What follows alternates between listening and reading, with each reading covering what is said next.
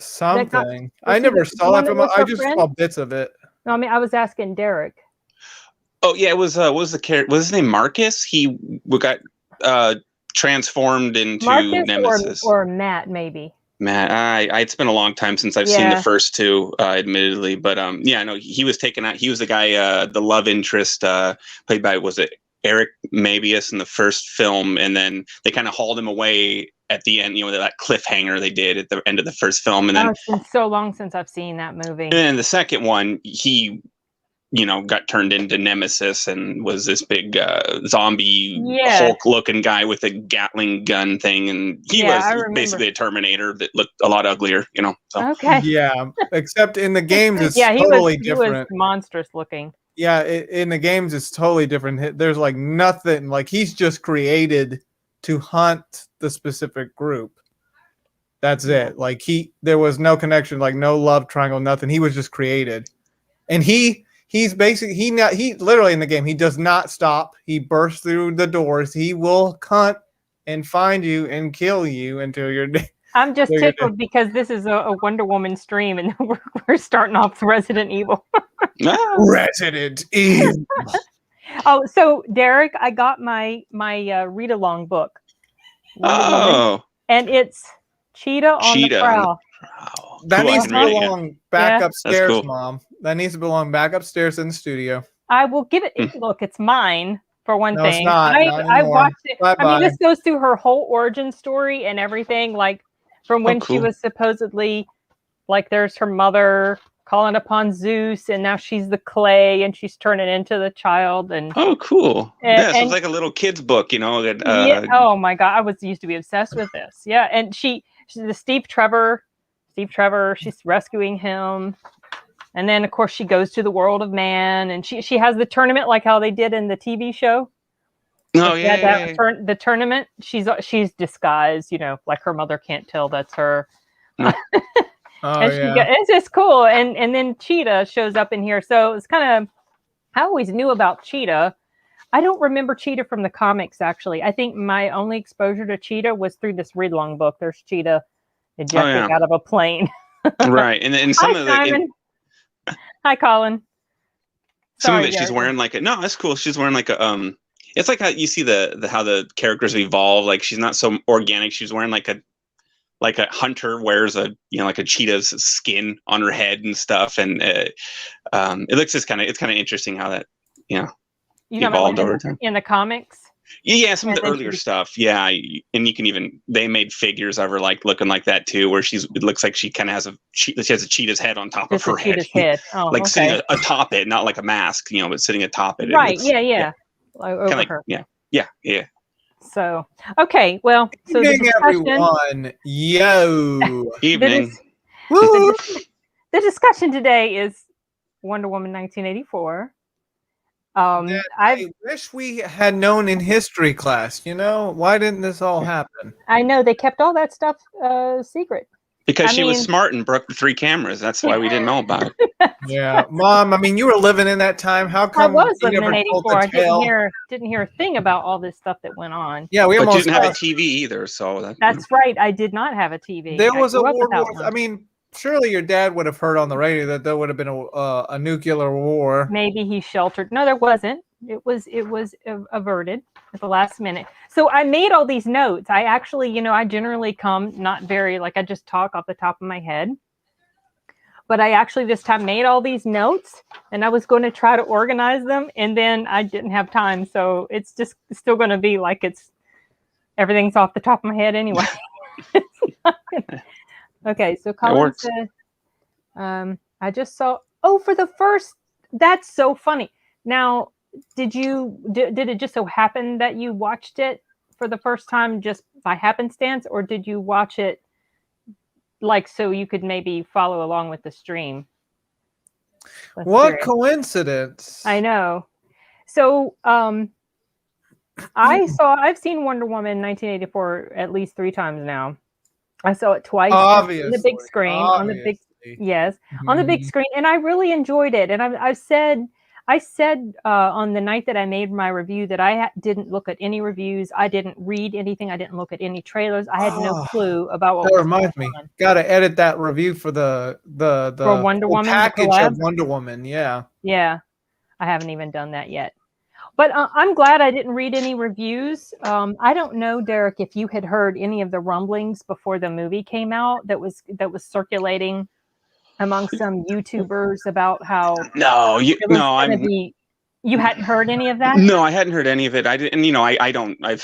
I've always ranted and raved about how I do not read reviews, and so I just well, kind of. It wasn't even reviews. It was just people. It was just before the movie even came out. They would like do the, and I couldn't help but see them. I didn't look at any of them because I didn't want to know, but you know, they'll leave these little headlines or the thumbnails will say something like it's going to be a woke mess or, you know, that's woke or going to something be. like that, yeah. And so I was like, oh, geez, I hope it's not going to, you know, follow that sort of preachy type of, you know, way that some movies have done, because the first one was not like that at all. And I just love the first movie. But I went in there kind of looking for that, and I did not see these things really. Nothing like that was really jumping out at me. So I don't, you know, I did not pick up on that sort of thing. I think that was kind of just a lot of it was blown out of proportion. Yeah, I agree. I didn't pick up on any of the woke stuff, and like we've talked in private and informally. You know, when the first Wonder Woman came out, I was very nervous that they were going to just hijack that with a lot of the wokeness, and in particular the kind of the feminist wet dream. You know what I mean? Like, here's this woman, you stupid men, stuff we'd kind of been seeing a lot in culture, you know, and I was very relieved when they didn't do that, you know, and so when I went into seeing Wonder Woman 84, I didn't even have any worry about that. I'm like, they didn't do it in the first one. I don't think they're going to do it here. So it didn't flag me. And watching it, I didn't really see it, to be honest. I mean, I guess you could always put on that lens where if you look at it expecting to find these things, you could nitpick it and find little traces of it, you know, like maybe I know some people still think Maxwell Lord was specifically a Donald Trump caricature, and who knows, who could be, could not be, but I just didn't see it. So I didn't either. I had heard a talk. After the movie, I would get in these discussions with people on YouTube and comment sections of other videos, and people were saying things like, all the men in there were portrayed as creepy and you know, always hitting on her, and they were predatory and this and this and this and this. And I was just like, all the men were bad. The thieves in the beginning, they were all men. Like in a lot of movies, the thieves are generally all men. You know, if they show like that's not even anything unusual. That too, before I thought. Say what? I thought we had like stuff where women were committing crimes like that. No, I know, but like the point I was trying to make to the guy who had said this was that that's nothing unusual to show that when there's a bank robbery, a lot of times it's generally, it's generally men. So why is it such a problem that it was shown that way in this movie? But I also pointed out that out of all of those robbers at the beginning, the thieves who broke into that place to take all those antiquities and everything, there was really only one who was portrayed as being a really, really bad dude, and that was the guy who was threatening to throw the child over the railing. All the others were, you know, trying to talk him down. So you know, not even the bad guys were in that particular scene were even just completely and utterly awful. In reality, not all like criminal. Yeah, thieves, they 50% of the time, like they're not always bad people. They are doing something illegal, but it's for reasons. But they're not always, you know, bad. Well, and that's what I thought with these guys, like you were talking about, and was it they kind of were averted to doing anything that was violent. If you noticed, whenever they got confronted, they always just tried to flee, even if it was not just Wonder Woman, but people in general. Yeah. So they weren't like necessarily what you would call evil, bad men. They just, you know, opportunistically did a little robbery, but that was kind of the line they drew. You know what I mean? With the exception of the one guy who freaked out and I think his decision was more a sense of panic. But again, I'm not being an apologist for these people. They need to go to jail, and it looks like that's where they went. So. Yeah, I think they did. At the end of that scene, right? But but really, she did the humane thing and dropped them all on top of a car enough to crush it. That seems like, I don't think you would need therapy for physical therapy for a long time after that. So maybe she isn't really the princess that, Yeah, I did think, hi, Christopher. Thank you very much. I appreciate that. I noticed that too. I don't think I noticed it until the second movie, how hard they hit that car. Oh gosh, because I think cars roll over, and a lot of times the hoods, the roofs will be intact. So if you think how high, collectively about 800 pounds of flesh has to drop to, anyway. That was really just, I don't know. I think that was just obviously not realistic. That they do that a lot of times in but it looked good. So. Movies. Yeah, it looked good. It's cool. But one thing that I noticed at the beginning of the movie, and I was a little concerned when I first started watching it, was that it kind of got started in almost a cheesy type of way, kind of just really lighthearted, and even the music was kind of like almost like childish, sort of, or childlike. And I was like, oh, is it going to be like this throughout the whole thing? But then the tone changed, and it just shifted, and it got darker and more serious and more emotional and everything. So I think that a lot of that was just more maybe her Patty Jenkins' sort of homage to the style of the 80s, the way movies were, and the sort of silly, goofy things that happened in films. Even the way some of the guys that were when they would turn their heads to look at Diana when she would walk by, or some guys would say stuff to her. On my latest viewing, the one I did over the past couple nights, I noticed that this time more, and I was like, you know what, that reminds me of the way sometimes scenes like that would be portrayed in 80s movies. Like kind of a little bit over the top type of. There were definitely a lot of homages there that I think, little nuances, like you were talking, little scene decisions that I don't think your average person would pick up on. Even the little part of the body switch, with Steve taking over the fella's body, that was a common trend back then in the 80s. We don't, we said the closest thing I can think of is like Freaky Friday from like 2003, I think. Well, there was a movie recently that came out called Freaky, with Vince Vaughn in it. Yes. There you go. There's one. Yeah, I kind of spaced on that. And Catherine Newton. Yeah, I spaced on that one. But I'm just saying that you had that. There seemed to be like onslaught of films, a bunch of them. You had like Vice Versa, like Father Like Son. And there's another one I'm drawing a blank on that was pretty big. Just things like that, and going on 30. Yes. Everything. Yeah. But one thing that I started to notice after the movie came out, and I don't know if I mentioned this to Arturo when we did our first and second filming of the collab review for Wonder Woman. The first one we had to completely scrap because the audio messed up. But I had been seeing people repeatedly make this argument that Diana basically was raping this guy. Oh, yeah, I heard that one too. Have you heard that? Yeah. Okay, and this was interesting to me because when I've seen, like body swap movies, I never think of it that way. Like in the Freaky movie, Vince Vaughn's character kisses this guy. I mean, they kiss because it's a girl. It's Vince Vaughn. It's the girl inside him. So so to me, it's really the girl kissing him, even though it's the body. But nobody was concerned about the fact that Vince Vaughn's character his body was being kissed without his permission. I've never heard anybody make that. So I was really fascinated by that. And how I am.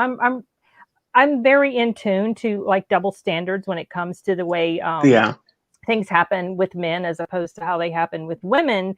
But I didn't pick up on that type of thought process at all. And also, it wasn't really a body swap. It was like a soul. Like it was like that guy's soul just went away somewhere. Who the heck knows where it went to? And it was completely replaced by Steve. So in my brain, in my mind, that wasn't even that guy anymore. It was Steve. Kind of like how they were showing that she was looking at him as well. Right. But, I think that was just one of those moments where if someone makes that argument, you just kind of look at him. You just got to be like, Yeah, I think you're thinking just a little too much here, pal. Just go with the flow. You know what I I mean? mean, she's been continuously called that. I mean, I've seen this.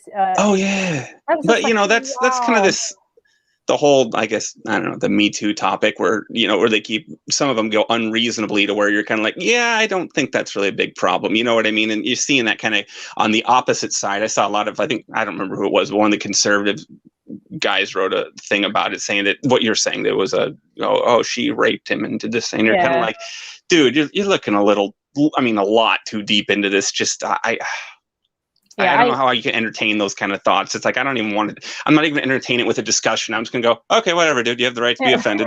See you later. It felt to me like it felt to me like people were looking for something to complain about, and they were just really going over the top with their, I mean, I can understand if people were disappointed and maybe they felt like the filmmaking quality wasn't as good. A lot of people complained about the CGI not being as good as the first one. It didn't really, It didn't really bother, like I didn't notice a huge difference between the scene, but then I don't have a really good critical eye to notice super fine, you know. I thought it all looked fine, to be honest, but I also think when you were talking about earlier about how the film started off on kind of this, you know, whimsical kind of like slapsticky way of presenting like the mall scene per se. And I saw, I think it was Simon who commented it was very Dick Donnerish, and I was like, oh yeah, that's perfect. You almost expected her to, like, you know, whip someone's Orange Julius into their face or something like that. But you know, there was, it had a slapsticky element to me. I mean, not full bore, but it felt very lighthearted, almost to a goofy degree, like when she slid the kid into the giant FAO Schwarzbär, and you know, but the film, it kind of went into the whole thing of the film. I guess it works in a way, even though tonally it was the film didn't go back in that direction once it got off. It was just odd, you know. Tonally it went more serious and emotional, but I liked that. I mean, to a degree in there that it ties in with like the kind of the sentimentality of the film, you know, like the film felt very warm. And I felt that was a good way to start the film. It worked for me. I don't know if I'm articulating that well, but I didn't have a problem with it, even though I'm aware that it tonally shift. I liked the scene, and plus I love to chew the scenery of the mall. You know, you know, just seeing. I told you I loved seeing Walden Books and B. Dalton, and if you looked really close, there was one called Tape World, which, you know, I never got to see in my existence because I was a 90s brat, but I don't remember that store at all. I mean, I certainly knew, you know, Walden Books and B. Dalton, and there was what was the name of the toy store? Was it KB? Well, the one in the movie was FAO Schwarz, but KB was the one I knew. FAO Schwarz, I knew that one too. Was the hoity-toity downtown Seattle. A $5 toy was $25. You know what I mean? It was always somewhere I never went, so it was kind of. Maybe it's an East Coast thing. I don't know, but we didn't have many over here unless they're like in Seattle and Bellevue. So it was kind of I never saw the affluent and the rich, the Volvo driver. You know, they're the people that went and could afford to overpay there. Not little suburbanite mall rats here who even thought KB was expensive compared to Toys R Us. Right, or Kmart. Or Kmart, yeah. We had, Kmart. Yeah. People forget we didn't have, like, my neck of the woods, we didn't have Walmart until very like mid 90s, and we only had one store, and then we had a second, and then it was like overnight they just kind of like spawned like rabbits. But you know, it was like we didn't have Walmart, so yeah, I went to Kmart and Toys R Us and Target and stuff. So but yeah, the scene I like. Tape World, when I was mentioning that, is I didn't know that place existed until I was looking at a collage of old photographs someone had posted from like 1985 of just a mall they had taken all these random pictures of, and I looked at it and I was like, oh, a Tape World, that looks like a Sam Goody, or you know what I mean? And I just thought it was so cool because, you know, tapes were on their way out when I started becoming aware in music shopping in malls, you know. So to call it Tape World, I don't think anything would have lasted long in the 90s called Tape World. But, no. So anyways, this is a cool little thing on my end. They took the time, and I love that. I respect that. I think it really showed it was dedicated to even taking, again, obscure things that your average person right over their head, but people who, you know, kind of paid attention to that era and the, you know, even the commercial aspects of shopping malls, you know, they really did it justice there. Yeah. So. Yeah. One thing that I really appreciated about this film, maybe a little bit more than the first film, was that the villains, to me, they seemed more like you could understand their motives a little bit more. They seemed more relatable. They seemed more human. They seemed more sympathetic. They seemed like they had more depth to them than, like in the first movie was the bad general and he's a crazy bad general. Then there was the crazy scientist lady who's experimenting, but you didn't really get to know them very well. Maybe a teeny tiny bit the crazy lady, but in that small scene, like with Steve Trevor, and they're in front of the fireplace and talking about fire, you kind of feel a little bit, you get more of a feel for her character, but they seemed more superficial in nature than the characters in the second Wonder Woman. Like, I really sympathized with Barbara Minerva, and even to a degree with Maxwell Lord, especially after you see he's got a son and you see all this conflict going on within him. He's trying to attain these, these things, and he is not really understanding the importance of the connection with his son that he should be having, and almost losing his son because he just about gives completely in his, I don't know. Power unlimited power. All right. He's channeling the emperor now. Oh, but what did you think about that, Derek? Like, how did you feel about the comparison of the different villains in the? Oh yeah, definitely. The first film, to me, the villains they felt like stock one-dimensional kind of, they served a purpose and ends to a mean to excel the story and give her competent adversaries to beat. But this one actually felt like, with 84, I loved Barbara. Like, I really felt, I think we all, I don't know how you can watch her and like her story and just not like empathize or even feel put yourself in her shoes, or maybe you've been in her shoes. Maybe you've all felt that. I felt a little bit of that whenever I started off at my job. Kind of felt like I didn't fit in quite yet. Yeah. So I can relate. Well, and then she was obviously like you saw how people treated her very badly in the beginning. Like, she was invisible, basically. The whole HR woman who hired her didn't know who she. Yeah, not even. Yeah, see that. Oh, that was hi. Another Yeah. thing. Yeah, people were saying, oh, and the guys were so. It was the guys were so mean to Barbara, and I was like, well, look, it wasn't just the guys. The whole point was nobody really noticed her. Even the lady that had hired her, even Diana, kind of didn't really. She was kind of like oblivious to her. That's what I was going to point out. Like, one of the things I did like, and we can talk about that later on, or maybe we're going to bring it up, but I liked that one of the big things that Diana was obviously presented very imperfect. You saw like that was one demonstration of it, is that the way she treated Barbara, though more warmer and friendlier to her. She wasn't rude to her. She originally was kind of like just dismissive of her to a point. Like, she still smiled and said hi and gave her the time of day, but she wasn't going to linger with her. She was just kind of doing what everyone else did. She was going to move on from her. She didn't really notice her. And I think the heel comment kind of, made her move along. But I thought Diana had kind of done the same to her. And I liked that they showed that, because that she was, she's imperfect. And, she dealt with that obviously in the later part of the film, where she was dealing with her own desires, the wish, not trying to reason her way out of that, that I don't need to renounce it. We can work around it. We can, everything that everyone else was doing. They're all trying to reason how they can basically keep their their deal with the devil. Their way, without it. No, I'm different. I can figure it out. Mine is different. And I think everyone would grapple with that mentally. You would sit there and obviously Barbara didn't. She fell to it, and paid for it. But even though she was there at the end, but.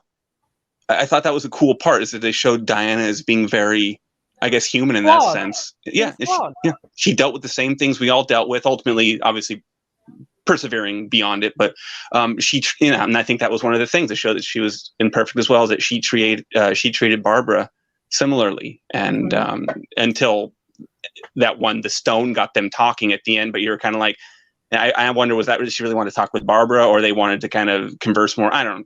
I'm sure she started to feel nice to her, but she still didn't go out of her above and beyond as everyone else. She kind of just you know, there's Barbara, cool, I'll be nice to her, but yeah. I'm not interested in really being around her. And you see that Barbara, everyone treated her that way, including Diana. Right. And so it makes me all the more heartfelt when she was sitting there, when she finally got her taste of it, and to feel like she was noticed, like when she walked in to the party, just like Diana did, and everyone's, oh, hi, Diana. Oh, great. Hey, Barbara, you look great. Oh, hi. Yeah. You know, and can you imagine like that kind of high that would give someone, and you're going to tell her now to, well, just go back to being unnoticed.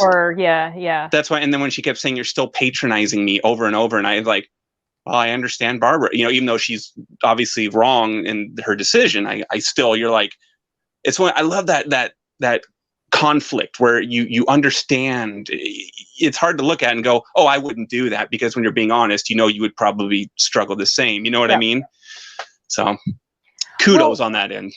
Yeah, I mean, some people were being particularly harsh on Diana for, okay, so they were being harsh about the fact that she couldn't get over Steve. And they would make these little snarky sort of comments about, well, you know, so much for feminism, she can't even get over this guy. And I just like, that about made my head explode, because number one, the movie really doesn't present itself as a hugely feminist slanted type of film anyways, but this was just like something people like this were projecting onto it. But also so Diana, I went back and I watched Film Speak's little video essay about Wonder Woman 1984. And he was talking about how Steve Trevor was Diana's link to humanity. And when she lost him, you know, and she lost that link, and then, you know, she was losing every other human she had gained attachments to from the first movie, you know, like Etta Candy and the guys in the squad that were with them, they all ended up dying. And so Diana, I think in a sense, she was closing herself off from people. Like, she didn't want to form these attachments because she didn't want to get hurt. She didn't want to lose somebody again. She knew how bad that hurt. And so that might have also been kind of a reason why she was a little standoffish with Barbara, just because she just kind of had this shield up anyway. But you could also see it as she just didn't notice Barbara because nobody else did. You know, Barbara was just that type of person. But and whatever her motivation or whatever the reason for the behavior, but I was saying from Barbara's point of view, Diana really was just in the same box. You know, Barbara was over eager. You saw it for anyone to really pay attention to her, and it makes me feel so sad. It's like she had no self-esteem in a sense. She would just, anyone said, oh, let's do this, oh yeah, okay, sure, you know what I mean, because she did like an eager little puppy dog who just wants attention. Oh, it was so sad when she to me, I thought it was so pitiful when she said she said to Diana, thank you for talking to me, or you know, like I was like, oh, and then that's when Diana, I think that's when she's kind of like, I think she could then see what was going on, and then that's when she, you know, opened it. It showed them they went out to eat, but I don't think they talked about the stone when they were having supper. And they could have before. They'd gone through, I'm sure, a few glasses of wine there. It looked like they weren't. I think that Diana, that was the point where Diana kind of looked at it and maybe realized that maybe I've a fault and, you know, have ignored her. So I'm gonna give her a chance. And then, you know, they ended up just hitting it off. And that's why when she was like, oh, you're warmth and you're personable. And you're kind of like, to me, honestly, and I'm watching, I'm thinking, oh, shut up, Diana. You were the same as everyone. don't patronize her. You're just pissing her off more. You know, it's like, well, she didn't seem to get that. I mean, she didn't, at that particular point in the movie, it didn't really seem to Barbara, it didn't seem to come across that way to her. It was later on. I don't think she was reachable at that. You know, she obviously wasn't, you know, and you could say whatever you want, but it came off as kind of like, oh, so Diana, your goal is you're reading her the traits from a bloody Hallmark card. You know what I mean? It's like, could you pick anything more cliche here? You know, it's it just didn't seem particularly honest to me. And I thought that, I don't know, I'm just watching it from on the outside. I'm kind of like, yeah, you're kind of full of shit, Diana, but you know, God bless you. But you know, it's something. Well, being an immoral for a long time, yeah, I think it could do that to you. Yeah. So when I mean, look how Alucard turned out. Oh my goodness, here we go. Oh yeah, I brought my Wonder Woman coffee cup too. I'm gonna have some cool. coffee in a minute. That is my nice. brother Matt gave this to me years ago. I see you're all decked out. It's been in the dishwasher a lot. Oh, I thought it was just decorative fading, like it was intentional, but okay. No, sure. The dishwasher. What I was going to say is that when Kristen Wiig was announced in the role of Cheetah, I was like, I just wasn't convinced because I've only ever seen her in comedic roles. Now, in Bridesmaid, she did. I mean, I haven't watched her in a ton of movies, but I've only ever seen her do comedy. In Bridesmaid, though, she did have some moments in there where she showed that she could be a pretty decent dramatic actor. Yeah. But I still wasn't convinced until I actually watched the movie that she was, I feel like she did a fine job. I liked her. I loved every scene she was in. I looked forward to her, especially now. Today was the third time I've watched it. So, you caught up with me.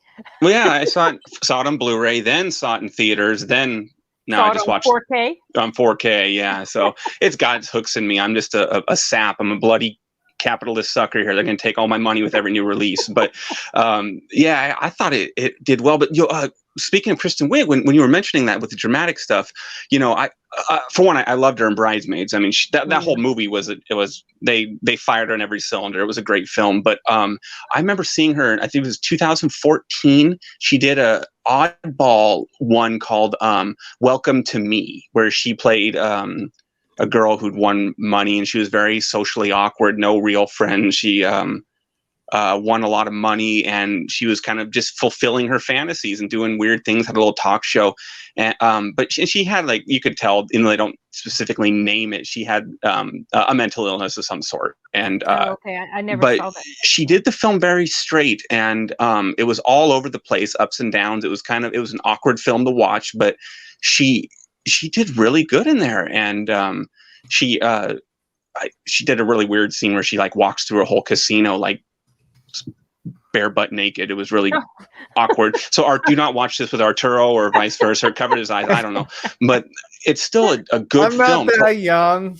I know, but there's parent to parent child. Right? That line's always awkward, but it's worth checking out because she really did a good job there. And I thought that because a lot of these comedic actors are always yearning to find a role to show that, look, I'm more than just comedy. You know what I mean? And it's always to varying degrees. And a lot of times the films really get no notice. I know Rob Schneider did one called The Chosen One that got no notice at all.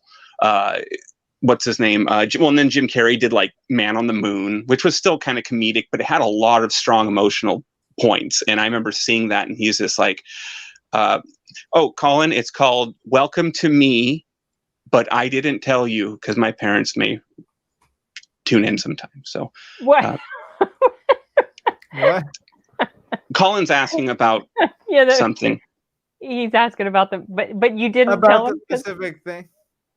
Google will help you if you don't want to see the movie. Welcome to. If you just want to take a look at the pictures. Yeah, for educational purposes, and I understand the whole whatever you're going to tell yourself. It's Welcome to Me, but it's actually a good film otherwise. So I encourage you to see the whole film. When did you say that came out? I believe 2014. Oh, so not terribly long ago then. No, but it went direct to video, or maybe it went to a little like indie theaters in like Seattle type stuff, but it didn't. I remember it premiering on video because like a lot of their movies, when these comedic people branch out, a lot of people don't want to accept them, so they won't even give the film the time of day. You know what I mean? So a lot of them don't get noticed. They just kind of get sent to video and scuttled, and that's unfortunately what happens a lot. And but it was a good film. She did a quirky kind of role, and she's not, what you would comedically expect. She actually does her comedy stuff, but I don't know. And you just gotta see it. So, but she did good. That was my point, is that she showed that she had legs in terms of acting. It wasn't just, but you gotta think an SNL actor, anyone who's on that show, they've got usually got chops on them. You know what I mean? They can do a lot, and they got a lot of energy. They got a lot of, you know, stuff to do, and all the different, especially you watch the older stuff compared to nowadays, even where they would assume different roles, and they would just like impersonations, you know, where they're playing people, and they would just throw themselves into these things, and they could play all these different people, like just tonally night and day different, all in the course of an hour. You know what I mean? And so I always respect if someone's on SNL that they're usually legit, because if they don't, for one, they wouldn't even make the cut. But if they can't keep making the cut, they get booted really quick, you know. Right. So you can usually trust an SNL actor. But okay, so we're getting way off track with Kristen Wiig here. But but that was my thing, is I trusted that she, and I think she'll have a long career as an actress, not just for comedic and popularity, but she's capable, you know. Yeah, she is.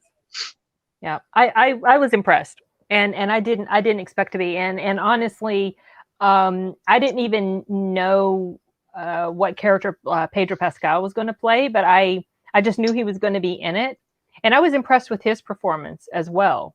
I thought don't care for him that much these days, but he was fun in the film. Not counting that, I was impressed with the way he played the guy. I mean, was it like even at the very end, he was just kind of a pitiful type of character to me. I think what really hit with his acting there is whenever it was at the end with his kid.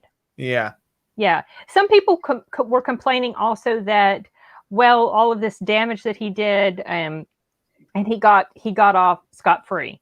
Yeah. Well, we don't know that he did, because we didn't see anything. All his wishes. All these wishes were renounced, so damage wasn't permanent. So I don't know. Would they? Does the clock roll back? You know what I mean? Like a fairy tale. Yeah. You know what I mean? But they didn't really explain that, I guess. But he seemed.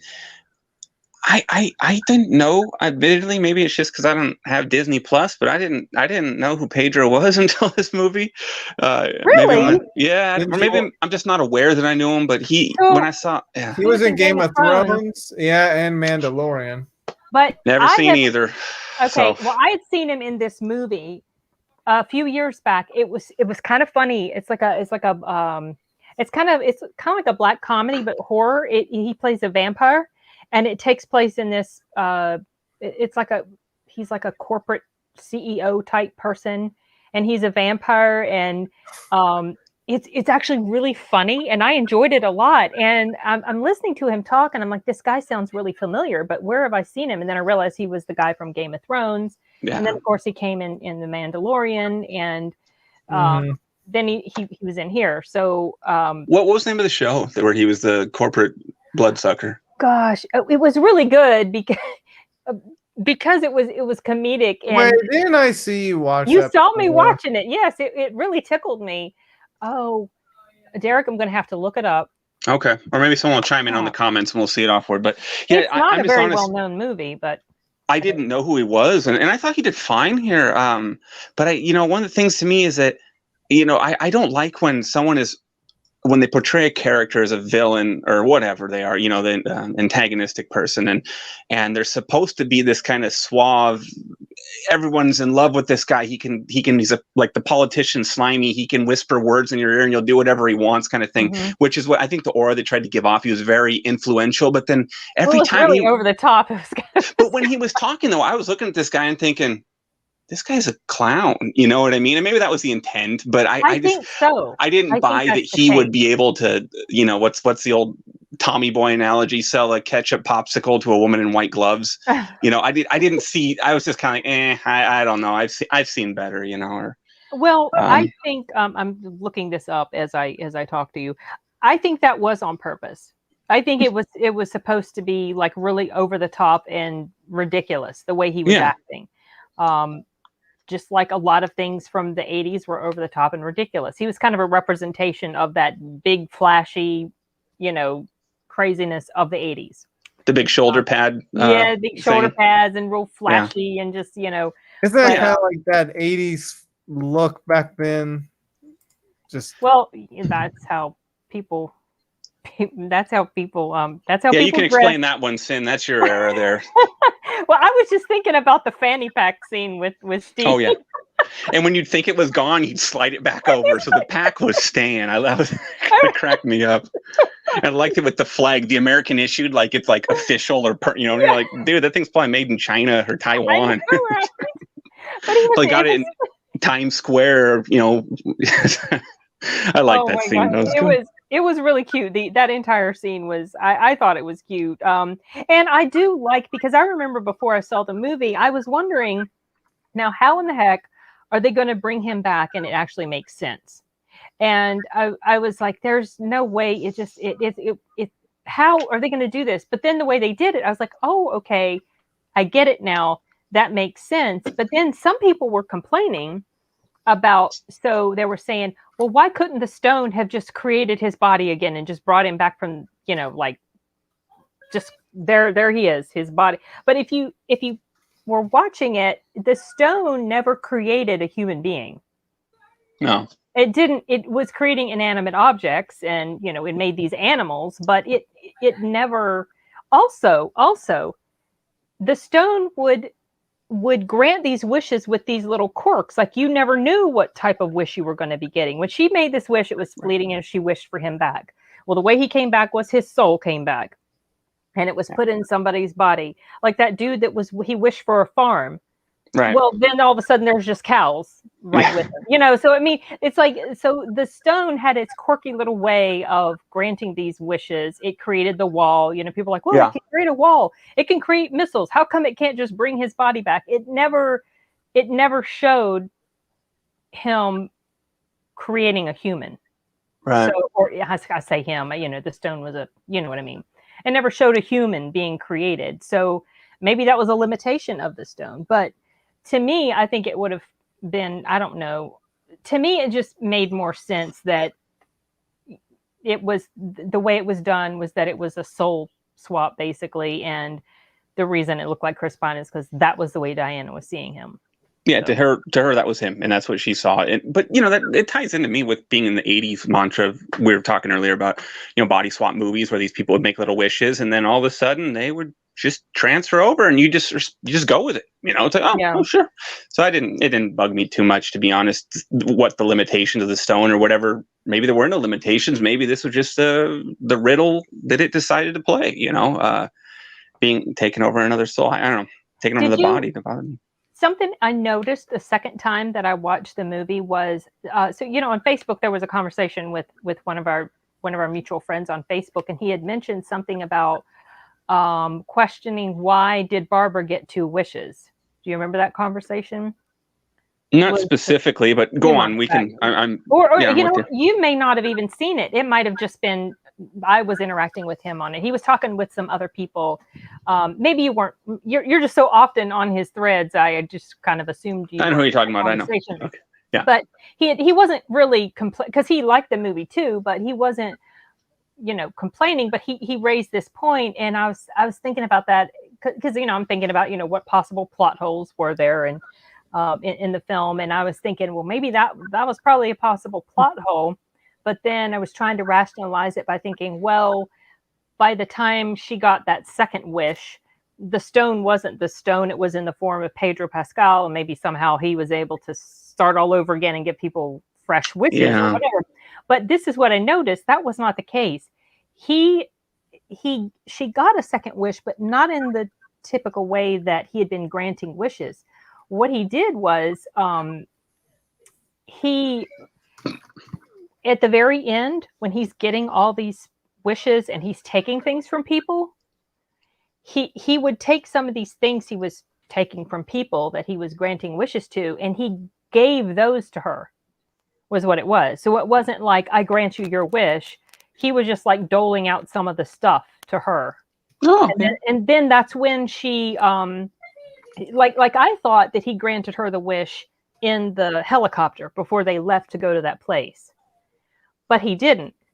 It wasn't until they get to that place, all the wind's flying around, and or maybe there wasn't wind flying around at that point, but he threw these things to her, give her your strength, give her your whatever. I give you your life force, all that. Yeah. I do. And then she she reacted and she walked out, and that was when the change started to happen. So it wasn't that she really, I mean, technically you could say she got 2 wishes, but not really. It was in a roundabout. It was like he found a way to circumvent that one wish rule.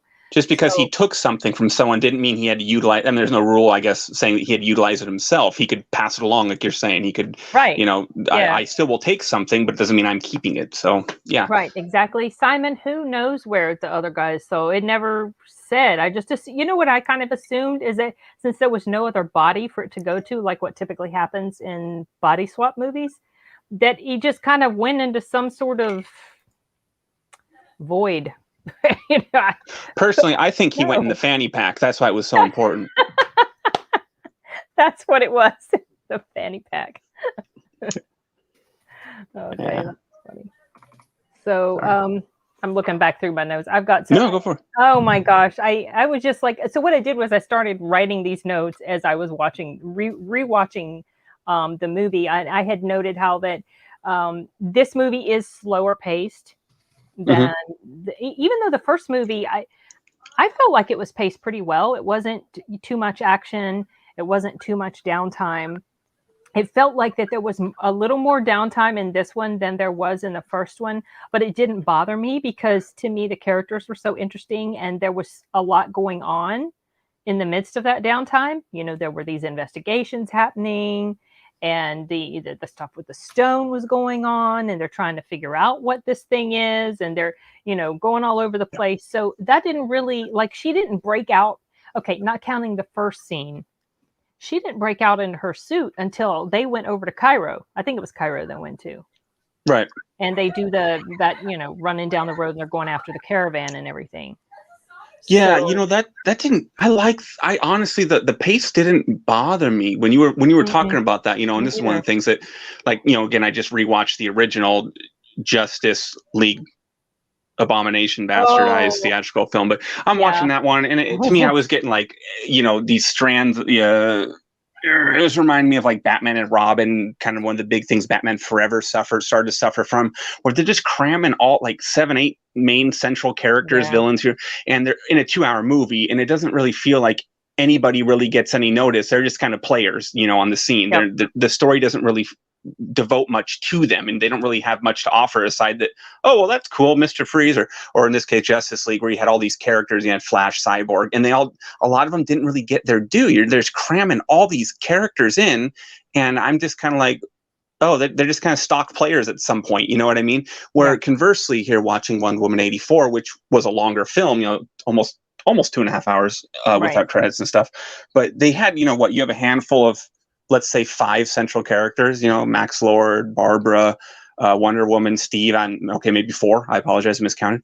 But you had those 4 characters running the whole film. They were carrying the whole film, and so everyone got enough notice. Like I loved it because you really got to flesh them out. You really got to feel like this whole story was devoted to them. They weren't just a supporter, a fancy pillar, a show off to carry what plot they had. It was centered on them, and I really liked that. And I think that's why I responded so well to Barbara per se, because they could have just as easily made that the Uma Thurman, Poison Ivy, where she gets a couple scenes and then she just kind of flaunts herself around, and it's like, well, it didn't even need to really be that character. There could have been different ways to go with that, I guess. But sorry, I'm losing my train of thought here. But I like that they really focused on the characters had room to breathe, basically, and they got to tell a whole arc, and it was a whole thing. It didn't feel like they were kind of, again, trying to cram as much in,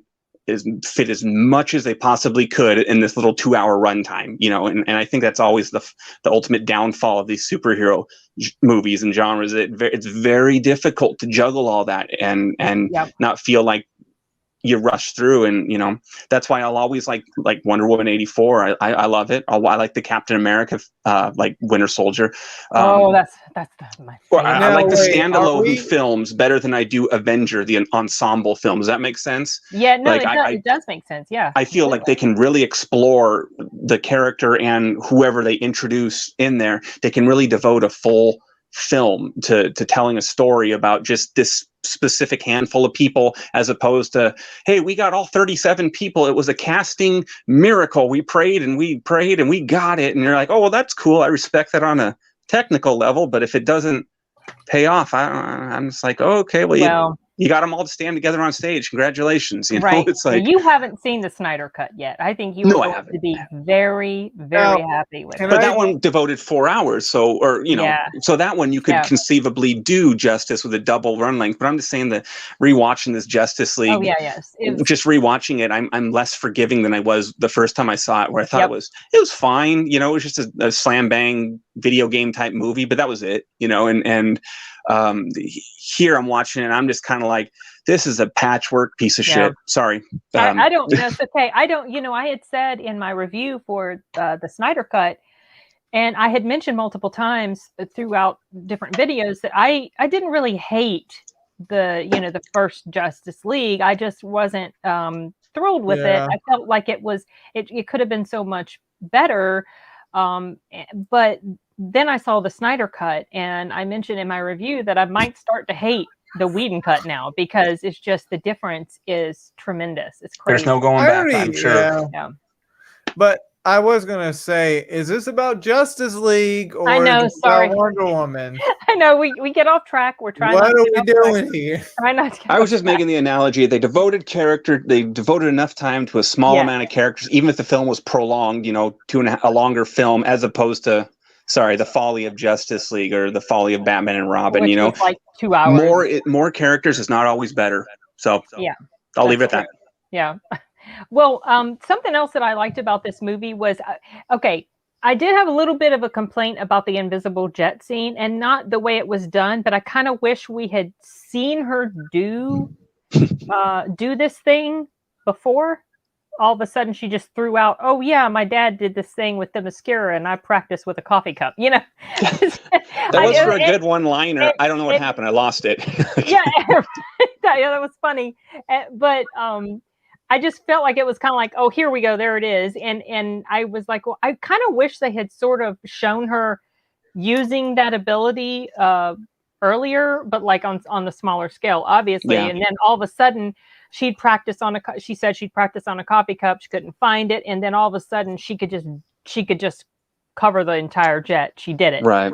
You know, if they could have done a token, like just a little scene where she was, say, just casually, she kind of, you know, made something invisible or some, you know, and then, oh, okay, she has that power. She's mastered it to a degree. And then maybe the jet being a bigger thing under pressure was a little more of a task. But I think they should have established a little bit earlier that she'd had some experience using it, you know, it'd been more believable. But it's possible it was cut out. Maybe there was something where they did that. I don't know, but I think Patty said that. I remember her saying that they only cut one scene, like one. But then again, all directors say that, and then all these other scenes pick up, and they may have a different definition of what a scene is than what we do that's cut. But she was saying there was this one scene where Steve tried to figure out how to hail a cab. And you know, so probably a good levity scene, but just she said that was the only thing she recalled cutting. But directors are notorious for saying, oh, there was no footage we didn't use, and then 16 B reels say different, you know. And so, exactly. But I did like how the invisible jet was portrayed. I mean, it was cool. I like that effect. If anything, I love that joke about, for the, I lost the coffee cup. And I love the way Steve's like, well, shit, Diana. I was getting ready to say that. She was like, wait, was it? He said something like, are they going to shoot at us? Well, don't worry. I love that. They'll never see me the way I fly. Oh, we got radar. They'll see you. Don't worry. I love that was part of the big run. That's one thing I found most enjoyable was I always like those kind of displaced, someone who's totally displaced. It makes for a lot of fun that you can have with something like that. When you think jumping, not only am I presented with, oh my God, I'm alive again, but that like, what is this world? And remember when we used to do that? Oh yeah, we don't do that anymore. Just push a button and you'd be like, oh my God. It's like Sleepy Hollow when the TV show. The TV show. Okay. He like that time he shot at the witch with the gun, but he only fired one round and he dropped the gun even though there was more bullets. Right. He's like, it was empty. There's more. There's more. Or like when he looked at their seat and goes, 10% taxation. What is this? Oh yeah, he's like America. We will riot or whatever he said. Yeah, and he said something like America went to war over less taxes than this or something like that. Over the he little went 30, on this long spiel. It was so funny. I was like, yes, I was completely agreeing. My man. Exactly. Didn't he like also mention about the whole thing about the British are coming thing too, which is a debate even today. Yeah, I don't remember that, but Arturo, I'm going to get on your case now. The British are coming. The British are, it's Meghan Markle. She's already here. Okay. No, I'm going to get on your case, Arturo. Can you guess why? Because we're diverging? Yeah. I'm not going to talk long about it. I'm teasing. It's okay. I mean, the divergence happened. It's similar. It's similar to Steve Trevor. Yeah, him being this guy that's not aware of technology. Yeah. It's the thing with what was his name? Ichabod Crane? Yeah, Ichabod Crane. No, I see the thread. I got where it went. I love when he walked up to the, seeing all the art and then walks up to the trash can. That's just, okay. Yeah. That was good. I like that part. Yeah, it was funny. It was cute. And of course, the 80s it was such a big flashy time, the big hair and the mohawks and how he's seeing the way people are dressed and the dancing moves that they're doing on the street and the break dancing, and it kind of freaks them out. But it was interesting because they were talking about how this movie was a contrast to the first movie. So like in the first movie, she goes to this world and she's out of place and Steve has to guide her along. Oh yeah. In that world. And then in this one, the roles were reversed. She'd been here for 70, 80, 90, well, probably would have been around the 70-ish, 65, 70 years at that point. So she was very, worldly wise as far as the world of mankind and everything. And she was teaching him the ropes, basically. So it was kind of like this little role reversal that they had that was kind of funny. Yeah, it's a good touch. I didn't even think of it. Like, duh, that makes sense now. Okay. Yeah, right. Now I feel like an idiot. Thank you. That's good. No, I'm being facetious here, but there is like one question I do have. What was that picture about with the Holocaust survivors? Yeah, he charmed me too, Colin. Sorry, Arturo, I was responding to the Holocaust. There was someone in like a black trench coat and a black hat, and I can never tell. Even looking at it again, I could not tell who it was. I couldn't even tell what woman was. Right. I at first I thought it was some of the people from the squad, in the first movie. And then now that you're talking it was World War II, that would have been like, I know that's true. What I was saying is now I'm wondering if maybe that was to sort of insinuate that she did some work in World War II, helping. Yeah, that's the only thing. Disguised. Did you notice that it showed her how she had created the Trevor Ranch in the first movie? He said something. Didn't he say something in the first movie about wanting a ranch or something like that? So then she made. Yeah, that was cool. I like that. All these nice little touches. And that's kind of cool, the sentimentality of it, that they showed that they paid little details to that, where a lot of films would probably gloss over it, or they wouldn't take the time to show that she was really, this was a big effect on her, and I what would you do with that kind of, indefinite time where people are passing away and you're kind of left all alone, and you would think she would get emotionalist after a while because she's lived for so long. Well, she had gotten to that point where she was distancing herself from forming attachments with people. Because that's always been one of her obstacles. They present in the threads as her not being open to people, so. Because she's almost immortal, and you lose people. And so that would be extremely hard. Yeah. And so that's why to me, it wasn't a huge leap that she would still be pining for him. That was not a pun, but that she would still be pining for Steve. Because it was it was still the same century that it happened, just many years ago. Well, but I mean, what I mean is he was her first connection with humanity, and it was such it was so impactful, and he had a very strong influence on her, and it was his influence that taught her or helped her to understand that even though man is flawed, mankind, we as humans were flawed, but we have this great capacity to do beautiful and wonderful things in self-sacrifice and help other people. And so that was, what's that boo for? Wait, I'm not sure. What was the boo for, Colin? I don't know what that was in reference to. Maybe it was something we said. Did we say something that we were getting booed Maybe for? we'll never know. So, I don't know. I didn't find it all that unusual that she would be in the place that she was in 84. Lolo, my bad. When you said he was, she was pining for him because his last name is Pine. And when Pine. when you say someone's pining for somebody, it's like like how she was, basically how she was gratuitous punnings there. You're in Pine trouble. is hard on here. Oh, I know. Sorry. But She I appreciate. She just wants to see Trevor again. Well, I mean, poor girl. I felt sorry for her, and I understood why she did what she was lonely, and that's why it was such a moving scene when they said goodbye. Oh yeah, that was didn't good. want to say. I mean, that scene gets me every single time, and I've seen this movie 3 times. Oh yeah. Well, it is sad, Arturo. I know. I was mimicking that guy from Curse of Carolee Dog. Oh. The guy that was rude to the dog. He would like. Yeah. Hey, Chris. How you doing? Yeah, I think one thing that really helps Wonder Woman, live action Wonder Woman, is the fact that Gal Gadot is such a good actress, and she really helps ground the character very well, so that you can identify with her, and you can cheer her on, and you can understand her faults. I mean, she was flawed a little bit even in the first movie, but I think it was more so in the Arturo. Are you talking with Aurelia?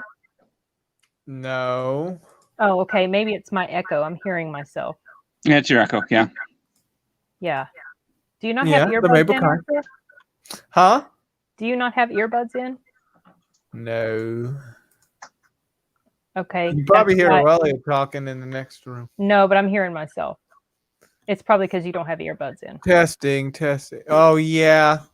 It's because my microphone. I was getting a little bit distracted hearing myself 2 times. I you still trying am. to listen to a ghost talking there. And it's like... Listening to some tunes. Cool. We're just talking about Wonder Woman. 1984, where for some reason we never got this in history class of the chaos. Yeah, Gal Gadot is an absolutely amazing Wonder Woman. I couldn't be happier with her, even though I was really hard on her as a pick, as I've made no secret of admitting to that. And hey, you have your flaws too, Mom. Well, I will very happily admit when I change my mind about something like that. Yeah. Because I was blown away by her performance. I was never really. So I'll give you an example of one that hasn't really changed my mind. Ben Affleck. Yeah, I knew you were going to say that. Yeah. I'm just not thrilled with him as Batman. I think he's fine. He's okay, but he's not like. I mean, I don't really. He's adequate. He works, but I've seen a lot better Batman. But he was Daredevil. He was a better Daredevil than he is a better Batman. That's what I think too. I haven't even seen that movie. Oh no, Coolio's in it. Who? Coolio. Jon Favreau too, I thought. Yeah, Jon Favreau, but Coolio. You always say Coolio and the rapper. Oh yeah, I know. Was he the guy who did the Gangster's Paradise? Yes, sir. Yes, ma'am. Okay, yes, sir. Whoops, sorry about that. Yes, that's Coolio. I thought he was in there. Well, he's in the director's cut. If you buy the director's cut version, they cut all his scenes out in the theatrical Ben Affleck version. Okay, I will probably need to get my hands on the that Daredevil's it's not nearly as bad as people say it is. And it's not a great film, but I mean, I think people are really harsh. No, you have the DVD of that. I do, but I don't have the extended version. I don't think. I need to refresh my Why memory. you were kind of obsessed with that Maybe film? I do. Didn't Maybe you I have do to- have it. weren't you obsessed with that film for a time? Not really obsessed with it, but I liked it when I first Colin saw it. Farrell was terrific, man. I just He was the way really he good in just there. did that, he's like bullseye, and just like me, magic, just the way he'd say things was just so cool. And I'm like, oh, he looks so cool, man. I want to throw things at people and kill them like he does. Not really, but I'm just saying it would be a cool little party trick, if anything, to be able to, bullseye, bullseye, bullseye. And then he had like Michael Clark Duncan, who was just, he was great as Kingpin. And, even though, who cares? He's black. He didn't care. He looked freaking awesome. He looked Kingpin. He's just a big guy. He's huge, man. Yeah. And when you see him, like, I picture him like being able to, like, grab people by the head and, pop their brains out like a little peanut crocking out of a shell, Have you seen the Netflix Daredevil? No, I know we were talking about that last time, but I don't have Netflix, so I haven't gotten into it. So okay. Colin Pass said, "Are you guys looking forward to the new Batman movie?" I mean, I'm gonna go see it. I wouldn't mind. I saw the trailer, and the trailer was okay, but I've never been thrilled with Pattinson as the pick of Batman. So I'm not really, and also I'm not super thrilled with all of these other different universes. Yeah, I guess because I'm partial to Snyder. I really wish they would the Snyderverse. Complete the Snyderverse. Let him finish those films. Johnson's been also hammering away about that with Warner Brothers. Who? Dwayne Johnson has been hammering about restoring the Snyderverse. Yeah, Daredevil. I get tired of that. We mentioned this in the briefly. At least I talked about it in the last thread we had, where it's like they keep dropping. They'll start a superhero movie. They'll start a thread, a universe, whatever you want to call it. No, they'll drop it like halfway through, or after a couple films or a film. And it's like I just want them to complete something, And I don't know what's going on with Warner Brothers. It's like I don't get it.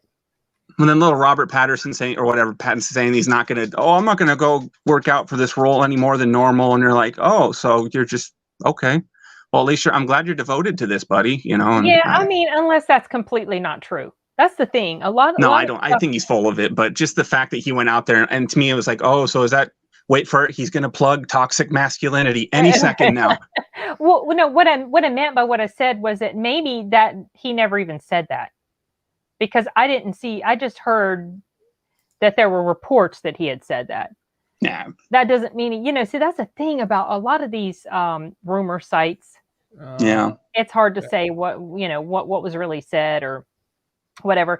And it's not that I think Pattinson's not a good actor. I think he's a fine actor. I just don't feel like he's the greatest pick in this role. Yeah. Well, we'll just see. I saw the trailer and I felt a little better about it, but I still, I don't know. I'm a little tired of the universe. Every few years we got a new Batman. It seemed like for a while every episode we had a new Hulk. I mean, it was like, geez, man, just pick one. Let me finish with them, and then if you wanted to try again, go for it. But we'll see where this goes.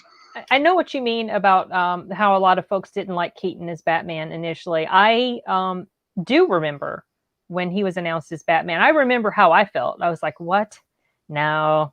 But then Mr. I saw Mom? it, and and I saw it, and then I liked it, and I thought he did fine. But now, with the other Batman movies, like Nolan's Batman, and even Affleck's Batman, let's say, and Affleck's not even really my favorite, but I like the newer ones better than the Tim Burton, Michael Keaton Batman movies now.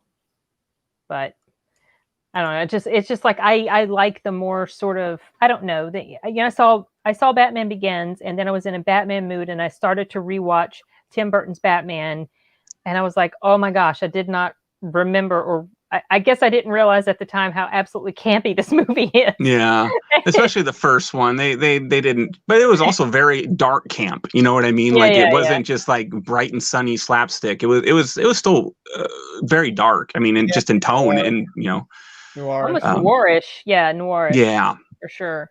But I still gave a lot of praise to Batman Returns and talked about that. I think that one is still solid high point, one of the best Batman films will probably ever make, you know. And, right, with the Catwoman, yeah. Right. Right. But it was, you know, we were talking about Keaton, not even, you know, and again, he was almost just a supporting character in the film. You know what I mean? Right. It really wasn't based around him. And he just kind of popped up when he had to beat up some people. And he actually had a pretty small role in the arc of the story, you know, in the film. So, yeah.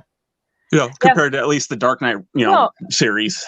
Kind of like how in the Dark Knight, the Joker stole the show.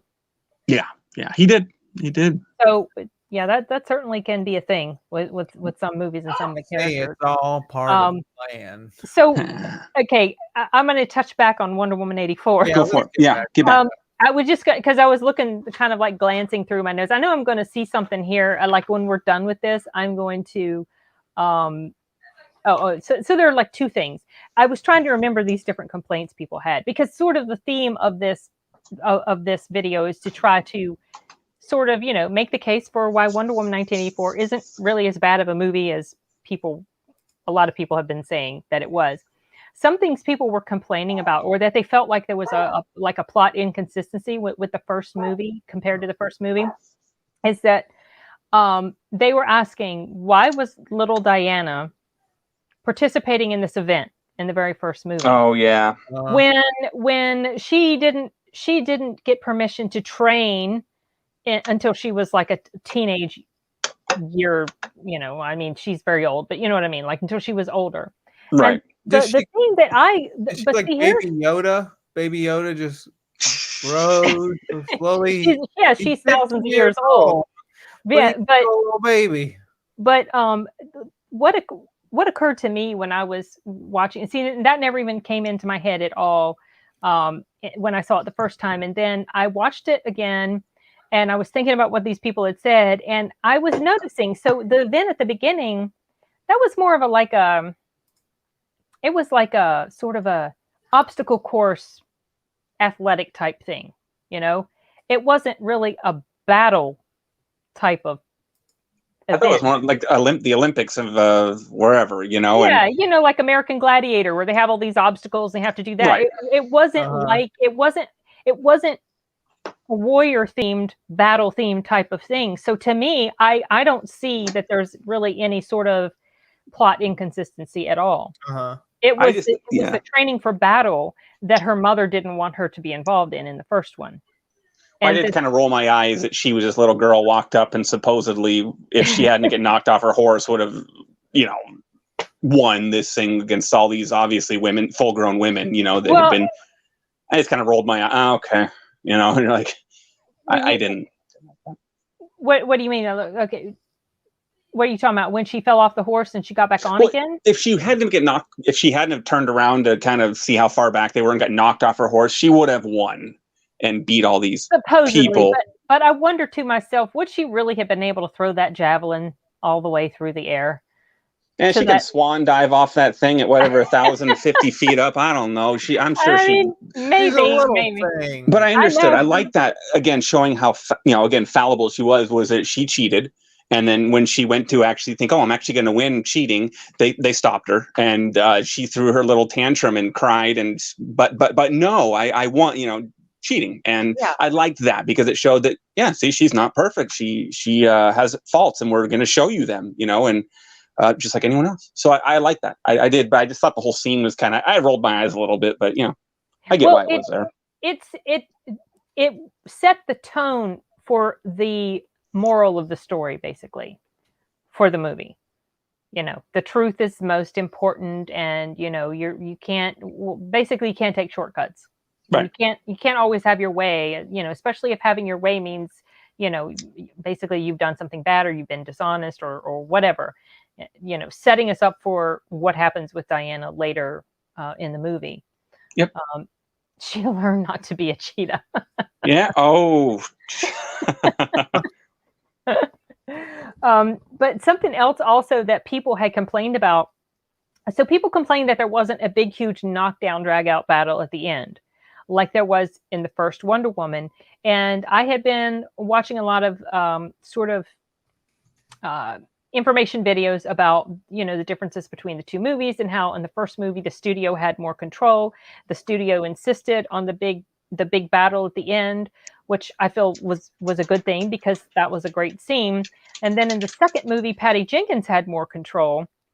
And so she kind of did this, she had this completely different approach at the end where Diana basically talks everybody down, kind of, you know, she calms everybody down by talking to them and appealing to their humanity. And people were complaining that there was no big battle, and also they were complaining why did she have such a hard time being able to get the lasso around him?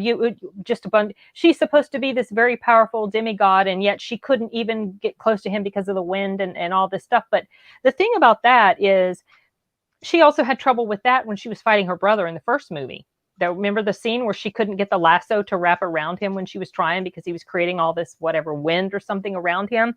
And also because Pedro Pascal's character, but you know, he's like got all these qualities and characteristics of a god now. So right. He's not like a regular human anymore. These were godlike forces that were happening around him. And so Diana was up against something very powerful.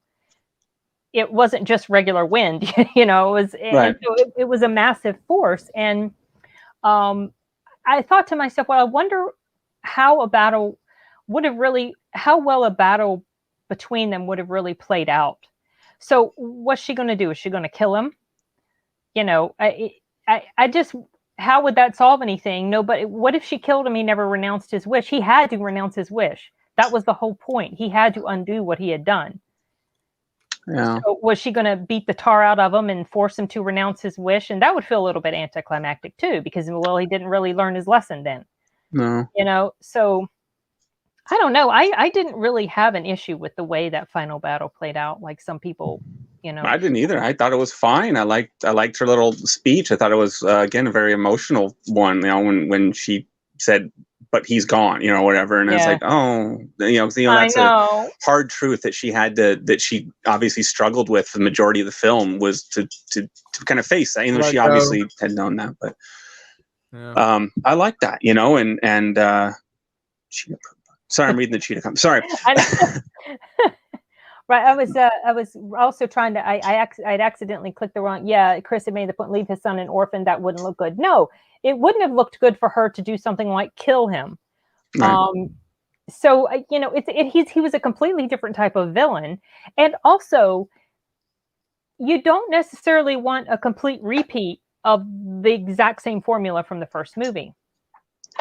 You know what I mean? Yeah. So I like that she took a different approach. People felt like that Diana / Wonder Woman in this movie, she was too weak. She wasn't badass enough. I felt like she was badass, but definitely she was. Wasn't she getting weak because of that wish? Right. She was progressively losing her powers throughout the film. So when she actually came to having to show down with Cheetah the first time in the White House, she kicked her ass. Yeah. And I liked that because, again, showing all these faults and vulnerabilities that Diana would have. You know, I thought that was great. A Rey Skywalker.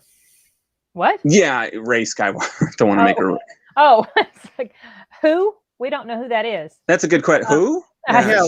Actually, what I don't even know. Why are you bringing up these imaginary names? Yeah. I don't know. It just popped in my head. You know, it didn't. I didn't think about, because, okay, so I did a discussion with the Ocon brothers, or an interview with them, and they were talking about their disappointment with Wonder Woman 1984, because it was basically, they just took this short story called The Monkey's Paw. Mm-hmm. And they didn't care for the premise. I didn't have an issue with the premise, but they also said that they were kind of hoping that since it was based in 1984, that there would be some elements of like Orwell. Yeah. You know, and like Big Brother, and, you know, how she's having to fight big government and do all this stuff. And I mean, I could see that would have been kind of a cool thing, but I don't think Patty Jenkins was coming at it at all from that. And it probably didn't even occur to her to do something like that. I think she chose 84 because by 1984, we were fully in the 80s. Right. You know, and it was just very well entrenched. And so I think that was why she chose that. I think it had. On top of that, you have Indiana Jones, Symbol of Doom, Terminator, all those great movies that came out in 84. But she didn't have a TV, so. I still knew about the movies there. No, Diana didn't have a TV. Oh, She said Diana. that too. So Oh, she missed the good stuff. Wonder Hey, but- Woman. That's right. She did. She didn't have a TV, but and she knew turned what was down a up. great relationship with Sears, like most of America has now. So she was ahead of the game. Yeah. I think 84 was just coincidental. I tried to think of that. It was like, would 85 sound good? 86, 80? 84 works. And I mean, there's 84, yeah. Yeah, I like it. so- It sounds good. Like Wonder Woman 1986. I don't know. What's wrong with Yeah. 1986? I'm partial to 1986. Oh, I know. Well, I mean, 1981. I agree with you, Chris. More people do need to read Orwell. Yes.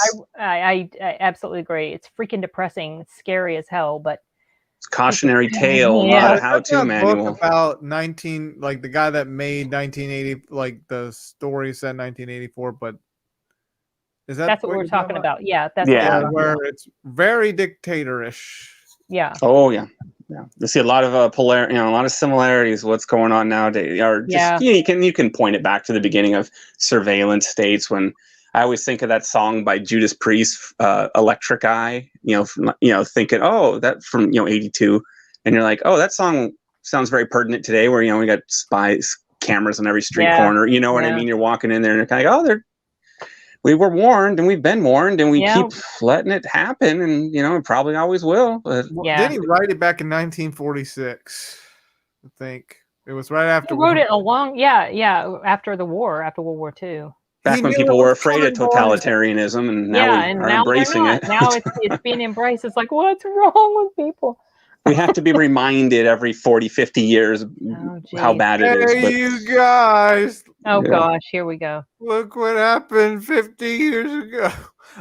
I was gonna say for Wonder Woman 1984, I think my favorite scene in this film was probably that chase scene in And the road Egypt on the road. or over there in Africa. in Cairo, yeah. Yeah, that was a cool scene. I actually really liked that, and I liked the homage that they paid to Indiana Yes, it Jones. was.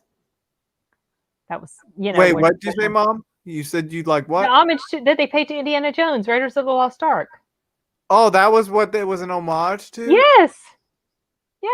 I didn't know She that. went under the. Yeah, it was.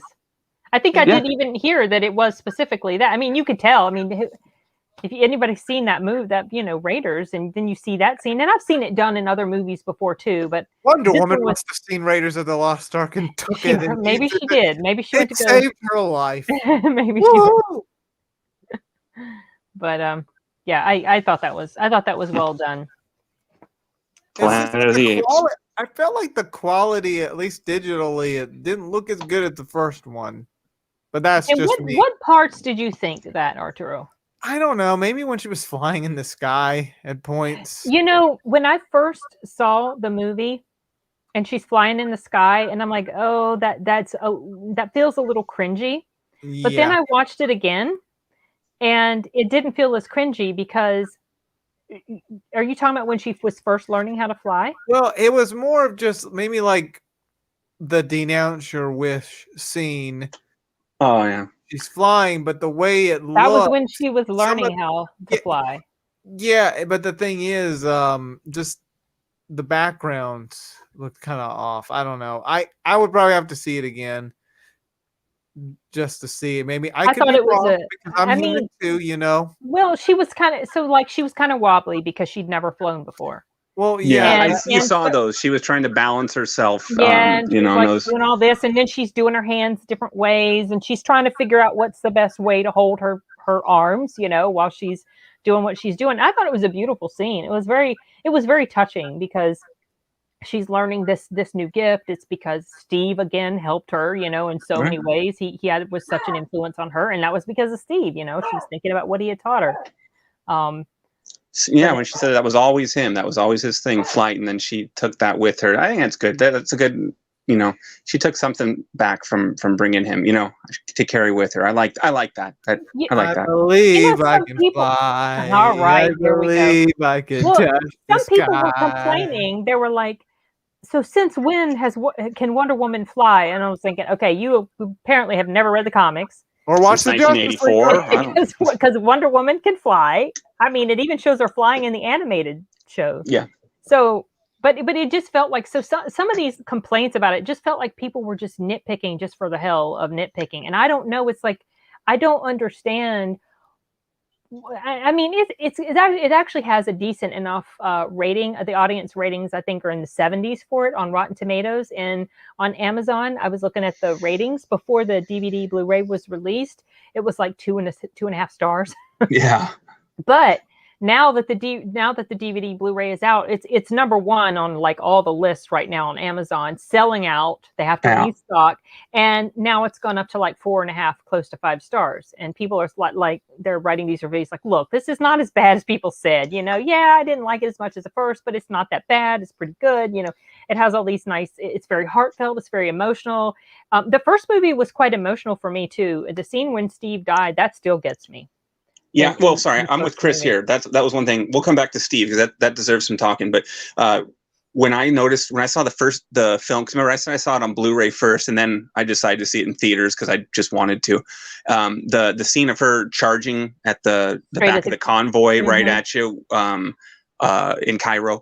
I remember seeing that on DVD and thinking, oh yeah, that one kind of looked shoddy to me. But then when I saw it in theaters, oh, okay, it looks good now. But I think it's one of those films that didn't translate well into the smaller screen. But one of those scenes that got lost in translation. It just didn't work out in that smaller scope. So I'm with you on that one. I thought if I had one complaint, that was one that I remember specifically looking at it and thinking, can't, that didn't get me, huh? But the big screen remedied it. So and see, that was my first exposure to it. I did not get that feeling from that scene at all. I was like, oh, that's kind of cool how she's running. She did this little head tilt, as she's running towards the camera, and then the scene played out, and it was just I don't know. I was absolutely shocked after I did my review. And I get online to look at, okay, let's see what other people, what are the reviews? And I expected I didn't think it would be like high in the 90s or anything like the first Wonder Woman, but I expected it would be in the 80s. Yeah. And like an 84. Right. Yeah. Exactly. That would be cool. But I was like, wow. And then I started looking at all and people like putting thumbnails on there. Wonder Woman is terrible. It's awful. Oh, hi, Arturo. Mm-hmm. Oh, hi, Arturo. He came down here. And they were saying they were even saying things like get woke, go broke. Oh, yeah. Those sorts of things. And I was like, number one, this movie really wasn't woke. No. It was no, it was not woke. I don't get that. I think anyone who's saying that is kind of really. This is one time when the red-pilled people maybe they need to back off their dosage a little bit because I wasn't seeing it. Yeah, it was like they decided this is what it was going to be, so we're going to hate it even after it comes out and it doesn't have these things that we said was in there. We're still going to hate it because we're just going to hate it. And that's remember how these probably the same get woke people when they saw the trailer for The Hunt. And all of a sudden now the conservative side became the total SJWs, and you're like, those people you're always complaining about getting outraged about things before they know any facts. That's you right now. Go take a look in the mirror. That's to me. I saw the same thing here, where they get so used to they start to expect it because it is pretty common nowadays. So they start to expect it, and they get to a point where they see it where it's not. And you got to be able to kind of take the lens off at the time, and say, you're looking a little too deep into that. Just like Diana raped the guy or whatever. You're like, relax. I get the knee-jerk response to a lot of this stuff because there is so much of a prevailing narrative coming from a lot of coming out of Hollywood a lot. But that thing about The Hunt, I remember. So then I watched the trailer, and then I watched the movie, and it really annoyed me that people had continued to, how terrible, it's just terrible.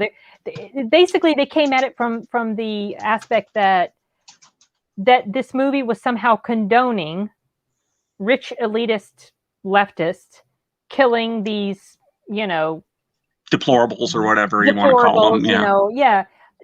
But that wasn't in this movie. The rich elitist leftists, they were portrayed as bad guys. I thought, if anything, the thing was a critique of not to get, I don't know, delve into politics too much, but I just thought that it was more of a critique of portraying the ones who are dehumanizing, in this case, leftist, elite, affluent city dwellers, looking down on these backwoods gun owner, conservative types, what we called that were called deplorables. Yeah. And then thinking, well, they're really worth nothing, so we can start hunting them, and the world's better off with them gone. When you start going down that train of thought, how it leads to making you the villain. I thought the film was like a slap in the face to them, because they were, even in the trailer, to me, I saw that and I'm like, yeah, they're the bad guys. Yeah, but I noticed that. I remember all these people being like, oh, well, I don't know, I just know what I've heard. And you're like, well, you haven't seen the movie, so you really don't have a point of reference here, right? That was a good movie. It was fun. I thought it was hilarious. That main girl was so, I love the way she acted in that movie. Well, and I love the thing where she goes, do you think I should afford you special treatment because you're a woman? Oh, well, no, thank you. Bam, and shot her or whatever. And you're just like, oh, God bless. Now there's a feminist, right, or whatever you want to call it. But she was the feminist woman who was always, triggered by the little, the one she shot. I thought it was a good scene, where it's like, there you go. You want the equality, and that's how it looks, and it's beautiful. Yeah. But yeah, so, it was. I felt bad because of how ill received this movie was in a lot of ways, and it was frustrating because people, like I said, people had made up their minds about what it was supposed to be about, and it didn't matter. Also something else I tried to point out to people, the dude that was harassing Barbara, he harassed her twice, like when she was walking through the park area. Or do you need some help? That guy, the drunkard, the drunkard. And so something that I appreciated when she actually confronted him, and she basically, she kicked his ass and everything. But I noticed this when she was getting on his case about the way he was behaving. That was absolutely not the whole, women victimhood sort of thing that she was. Did you notice what she said to him? Harassing people as opposed to stop harassing women like me. Yeah, and why are you harassing women? And she even though he only talk. I thought it was kind of goofy though. How when to me, I didn't like how. I liked that scene, and I liked how she kept saying no, like toying with him when he wouldn't quit trying to move his hands. You know what I mean? And he, probably he needed to get his ass kicked. I don't know, getting all his teeth kicked out, but he needed a life change right there. A baptism under fire type thing. But I didn't like it. It's like the way they portrayed it. It felt like one of these. I guess maybe that was Patty Jenkins' feminist slipping out. But the way when they're walking down, the woman was walking, all these men, hey honey, hey baby, hey honey. It's that scene, is that how women really think the world is? Because I mean, I've never seen that thing. I'm not a woman. Cat calling, I would notice if I saw it. I did not notice that in the first movie. Well, I mean, listen to me. The first. Well, it wasn't in the first movie, but I'm sorry. What I meant to say is, the first time I saw it, that did not jump out at me at all.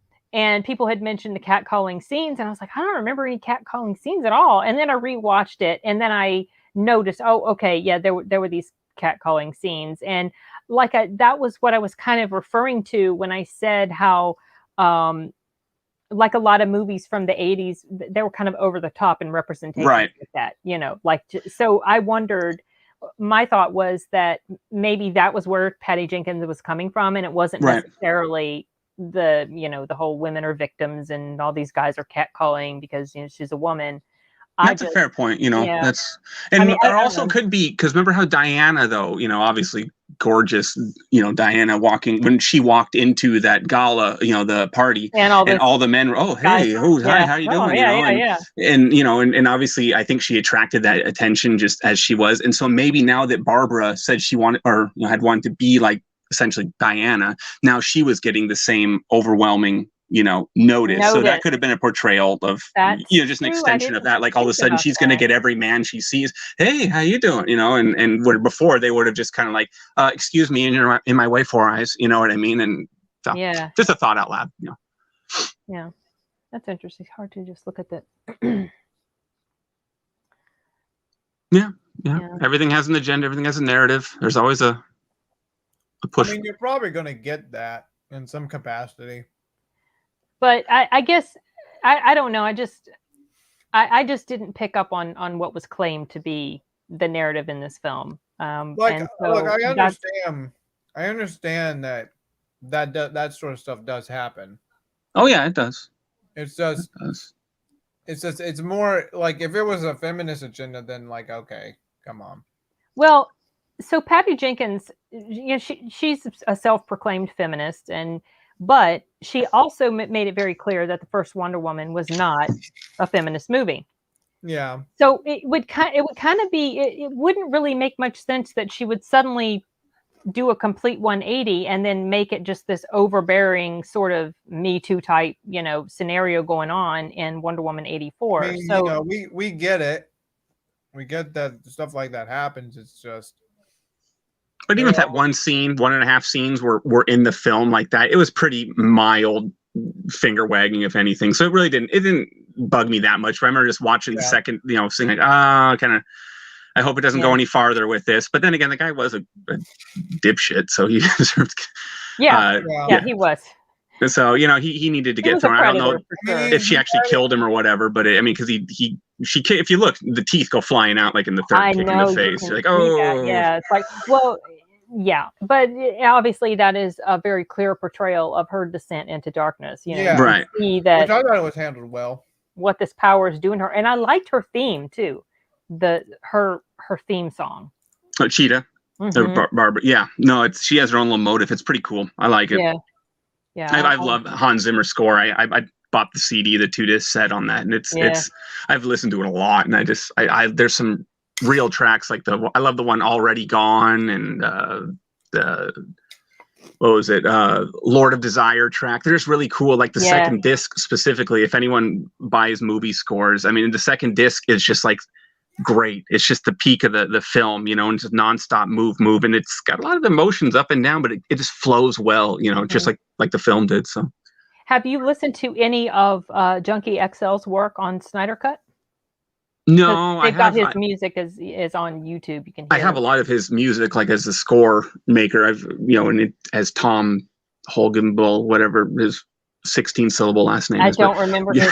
Yeah, but I actually, when I saw Snyder Cut, so I knew that Zimmer had been working on these, a lot of these movies.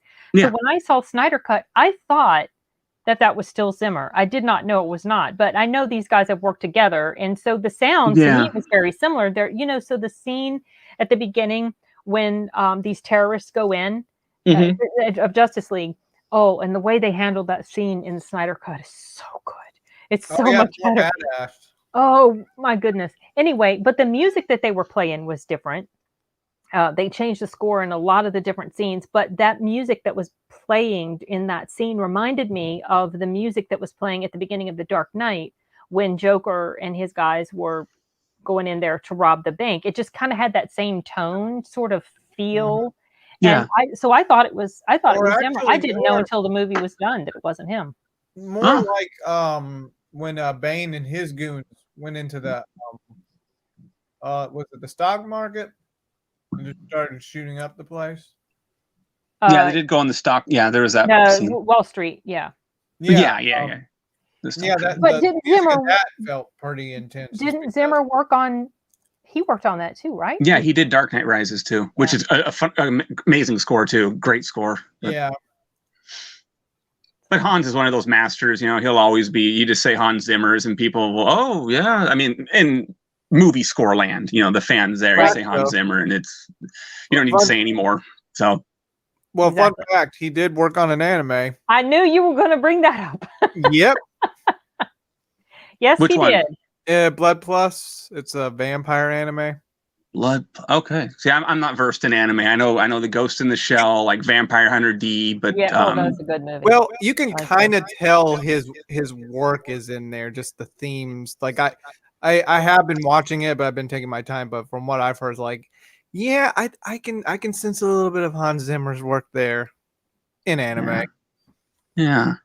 Oh, cool. And then that shows they got diversity. I love when they branch out and do, all those guys, Alan Silvestri. I like him a lot. He does big, the big tentpole films, but then he'll also do little, drama, little thing. You know what I mean? Like just a Yeah. different scale of film. Some of these guys get, John Williams, who just kind of, a lot of times they get kind of into doing the biggest of the biggest of films of their time. And I like it when they're still a little hungry about things. And you'll find they're very, very versatile composers. They just kind of, they get into their niche. And I think the first time I ever noticed Alan Silvestri's name was in Terminator 3 because I think he did the score. What that was Marco Beltrami. Wait. Oh, you're right, Marco. But wait, then what else has Silvestri done? Because I know that name. Back to the Future, Tomb Raider, Cradle of Life. Okay, yeah. I'm just thinking of things in my head. Sorry. Got the name completely wrong. Yeah, Beltrami. That's right. And then Danny Elfman did Terminator Salvation and Junkie XL. Didn't he? I think he did Terminator Genesis, or maybe he didn't do. I'm getting confused. Sorry there. Oh, wow. So. Yeah, that is true, Thomas. About great art, it can transcend the intention of the artist. That's true, especially when you can put almost any sort of interpretation on something. Oh, Hans Zimmer. I know Dunkirk was not. Wait. I actually watched an anime recently for the first time in years. Dragon's Blood. It was pretty good, from the studio who made Korra. Have you heard of Dragon's Blood? I don't think so. Okay, I'm not as into anime as you guys are, but you should be. Oh, yes, he did, Simon. I was going to ask you, Derek. Okay. They're pretty cheap on Amazon. The CD for I think Endgame is like $8 now, brand new from Amazon. And Infinity War, they're really affordable. So if you buy CDs, still, it's a good place to go. Oh wow. Oh yeah, Silvestri. Yeah. That's probably where his name popped out at me. Was from Avengers. I mean, I've heard his stuff in other movies, just didn't know it was him. It's on Netflix. Oh, there you go, Arturo. Maybe you can check it out. Based on the video game. I actually have a manga on. They did a Highlander film. On that way, the anime manga stuff, and I have that, but I still never watched it because I've just never gotten into that style of film, I guess. Yeah, it's different. Well, I mean, think of it this way. Anime has inspired a lot of Western films, like The Matrix. Yeah. There was some other. Oh yeah, Perfect Blue was inspired. What's that movie with Natalie Portman? V for Vendetta. Wait, yeah, there was a scene in there that they kind of took the idea from an anime film. Oh, okay. It's a guy that made Paranoia Agent, but this was his first film that he made, Perfect Blue. It's a psychological horror. Oh, okay. I haven't seen that one. I saw that one. I know, obviously you probably did. I mean, you see a lot of anime. I saw it in movie theaters, remember? Oh yeah, that one. Okay. Yeah. All right. Okay, well, I'm kind of running out of thoughts on Wonder Woman 84. Well, what we're going to discuss, we keep getting backtracked, the heavy scene of Diana renouncing her wish with Steve, and which I always think is like one of the the big moment I'm looking forward to now every time I rewatch it, because it is a very emotional, it's tough. It's just like it reaches inside your heart and it just takes it and just twists it all to pieces. That scene is so sad. I mean, and here's the thing: I was watching it with my husband the very first time we saw it. We went to go see it on the big screen, and that scene. What, Arturo? You were talking about when we went to go see it in the movie theater, right?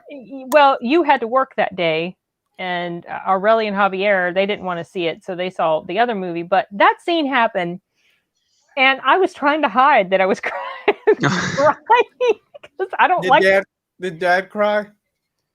If I don't know that he did, I didn't hear him sniffing or anything, but he did say when we got in the car to come home, he said something like, well, that movie, it didn't have a lot of action because it didn't have maybe quite as much action as the first one. He said, it really didn't have a lot of action, but it was pretty sad.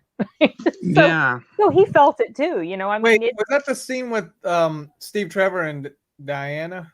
When she had to tell him goodbye, when she gave up, when she renounced her wish, and she just pushed away from him, and she's like, I'm not going to say goodbye, and then she just walked away, and And then something I didn't notice until the second viewing was after she renounced her wish and she started to run, her wounds were disappearing. Yeah, and then I liked how Steve in quotations, the voice when he was beyond saying "I love you, Diana," whatever. It wasn't Chris Pine anymore. It was the original guy. Was it the inhabitant? Listen to it. The voice is it. Yeah, so it's kind of interesting. But no, he said, "I'll always love you, Diana." Yeah, when he was around the pillar that you couldn't see him anymore. Yeah, right. You know what time would fit that scene? Na na na na. Oh, geez, here we go. Na na na.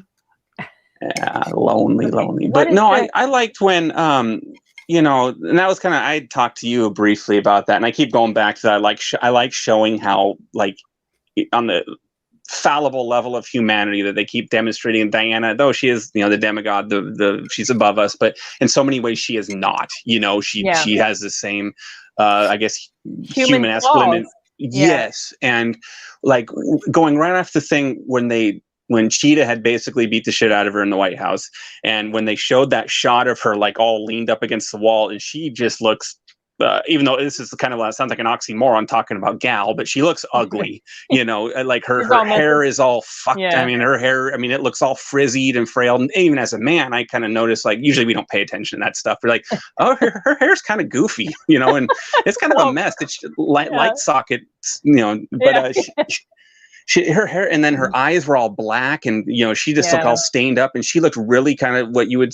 She wasn't pretty or composed anymore, like you were so used to seeing her. Even when she was fighting people, like in Cairo, she still looked pristine, you know. And here, she looked like a wreck, and so you could see her really degrading. And then when she had to go to the scene where she's with Trevor, and he has to bring it up again, you know, and I like that.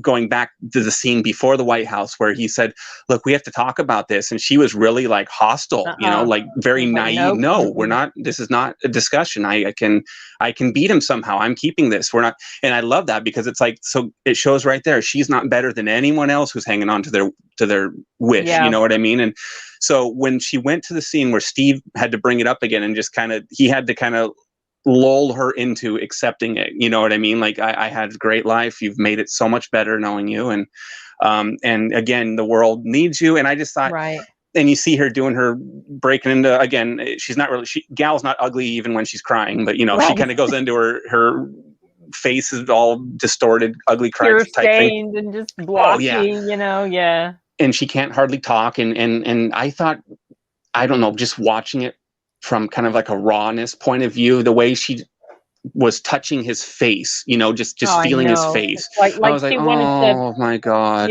That's like the last time, you know, she wanted to have something to remember. That was right. It wasn't pretty. It wasn't moving scene. Like in a lot of movies, they do the big farewell. There's cinematic ways to do it. Here, this felt very, very raw, feral, very just emotion based. You know, her first thought was, I want to touch, I want to feel your, and they both had that moment where they were holding hands while the hand were on the face, and you're like, oh no, you know, she's gonna.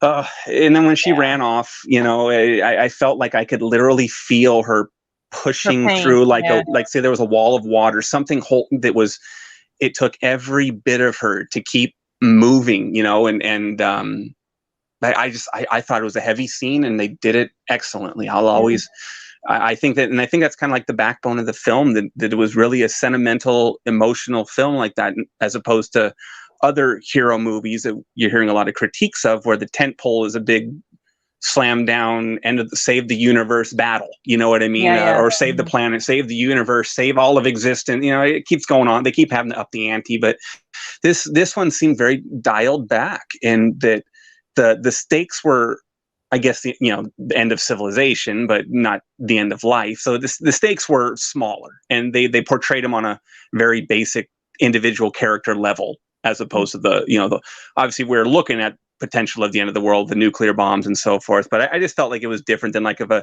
Thanos came down, you know, where we're looking at, you know, them just eradicating everything. It felt, I like that. I like that it was a smaller scale film. And I think it worked in this. It really worked. And I can't praise it enough for that. Yeah. It packs more of an emotional punch because it feels more reality based. Yeah. In a way, you know, you can identify with how she must have been feeling. And I kept this question up on the screen because he's asking, what is the theme of Wonder Woman? Superman is a messiah figure whose background is steeped in Jewish themes. Are you talking about Wonder Woman in general, or specifically the movie 1984? That was a question, because I'm not sure exactly what he's referring to. Yes, they do have great on-screen chemistry. They were beautiful together. I loved their how they worked together. I was going to say it's always sad in both of these movies. It ends up where it's always a sad ending for Wonder Woman. She's never with the love of her life. Well, in the comics, if you're talking about the comics, Steve is pretty much always around, or he was when I was reading them. But in the movies, in the movies. So her story, what is her story? Well, plus that was the second time she had to say goodbye to Steve, or she's I can't say goddbye, but she didn't have a choice, and that was so. I mean, that was even more impactful. She got it's like the contradiction of the monkey's paw thing, or getting your wish and then having to lose it again. It's like, was it better just to not even have had the wish? And just stuff to ponder. I think the theme of this particular movie seems to me to be careful what you wish for.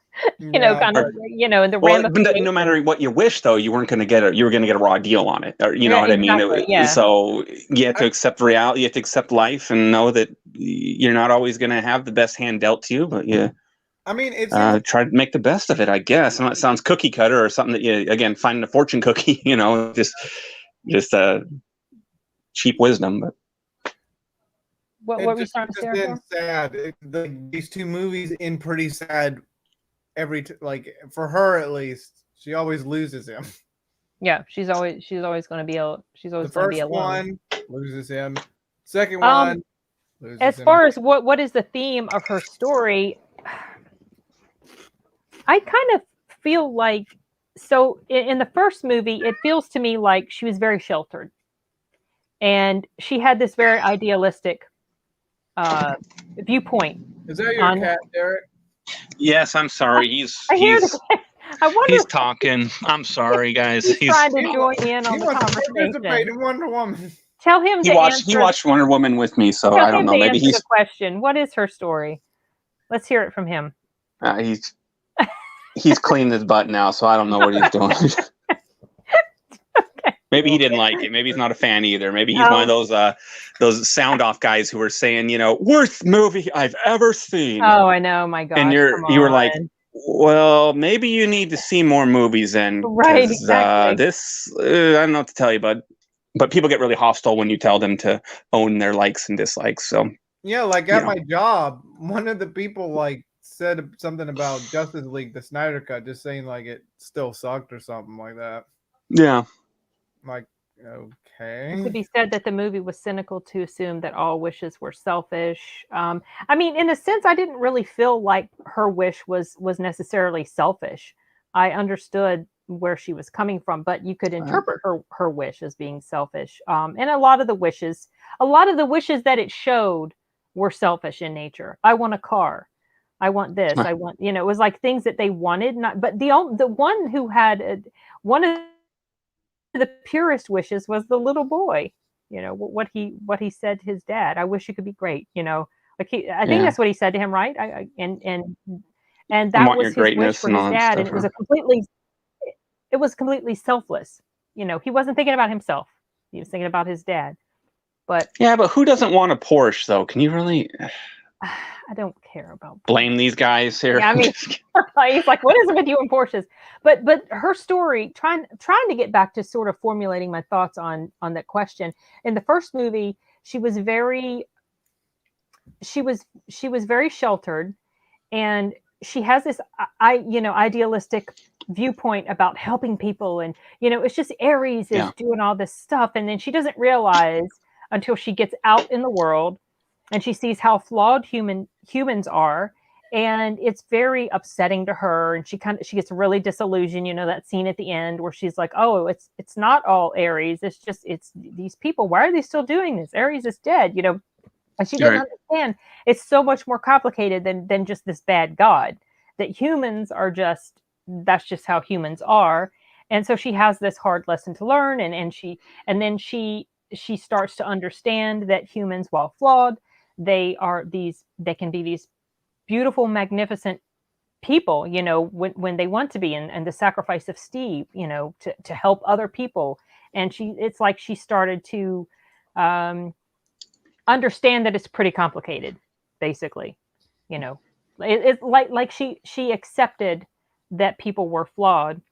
At the same time, like we notice in the second movie, she's just as flawed as humans are. Yeah.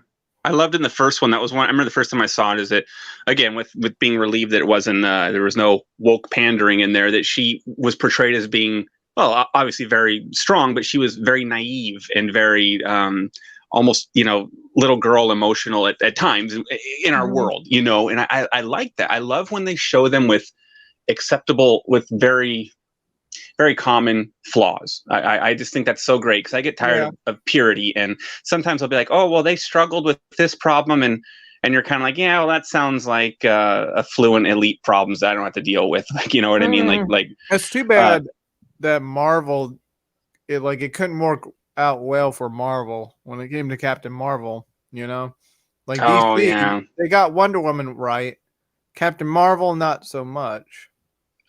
Yeah, I think the best part of Captain Marvel was her landing in Blockbuster, and then the movie all went downhill from there, you know. And that was the very beginning. Right. And well, they had to get a lot of late fees to recoup that roof building. So right. I feel like Captain Marvel was sort of Marvel's attempt to capitalize on how popular Wonder Woman was. So they rushed this movie out. That's what it felt like to me. I just feel like Captain Marvel was a poor choice to start off. And the thing is, it didn't tie well. Right, exactly. All the other stuff that happened prior to Captain Marvel. Like, think about it. How is it that he couldn't call her for some of the events of the first two Avengers? Stuff going on, you know, in where was she in Guardians of the Galaxy? All that just didn't make much sense. It was like she was just kind of thrown in there, you know. Oh, by the way, there's this girl. You know, here she is. She's been here all along, but you just didn't know it, right? That's the ticket. We forgot to mention her. Oh, and let's not forget her aircraft carrier, or not her aircraft carrier. Her airplane had the word Avengers. Oh yeah. I watched it. Was so. Ugh. And the cat that grabbed Samuel Jackson's character's eye. Yeah. Come on. Exactly, I have a lot of questionable. I agree. Yeah. Why Captain Marvel, not Black Widow first? Yeah, I've definitely come around to that line of thinking for sure. Yeah, the credits. I know what you mean, Chris. Yeah, the credits of Captain Marvel. Sorry, I'm jumping. These comments are kind of like I'm jumping back. I think Black Widow would have been the best choice. I'm just saying, she's a tough woman. She's been trained. She has issues. More interesting character. What does Captain Marvel have? Like in the movie verse? What was her struggle?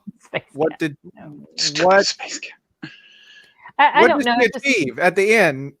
That darn cat. Yeah, there was no real character development with that, and I don't look forward to any other movie with her in it. You know what's funny? I recently rewatched Skull Island. She had more personality in that film than she did in Captain Marvel. For crying out loud. I'm like, wow, like what happened?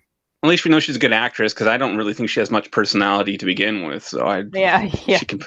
No, Captain Marvel was just crazy, man. I mean, it was one of those films I felt like you were kind of touching upon that a little bit. Was it?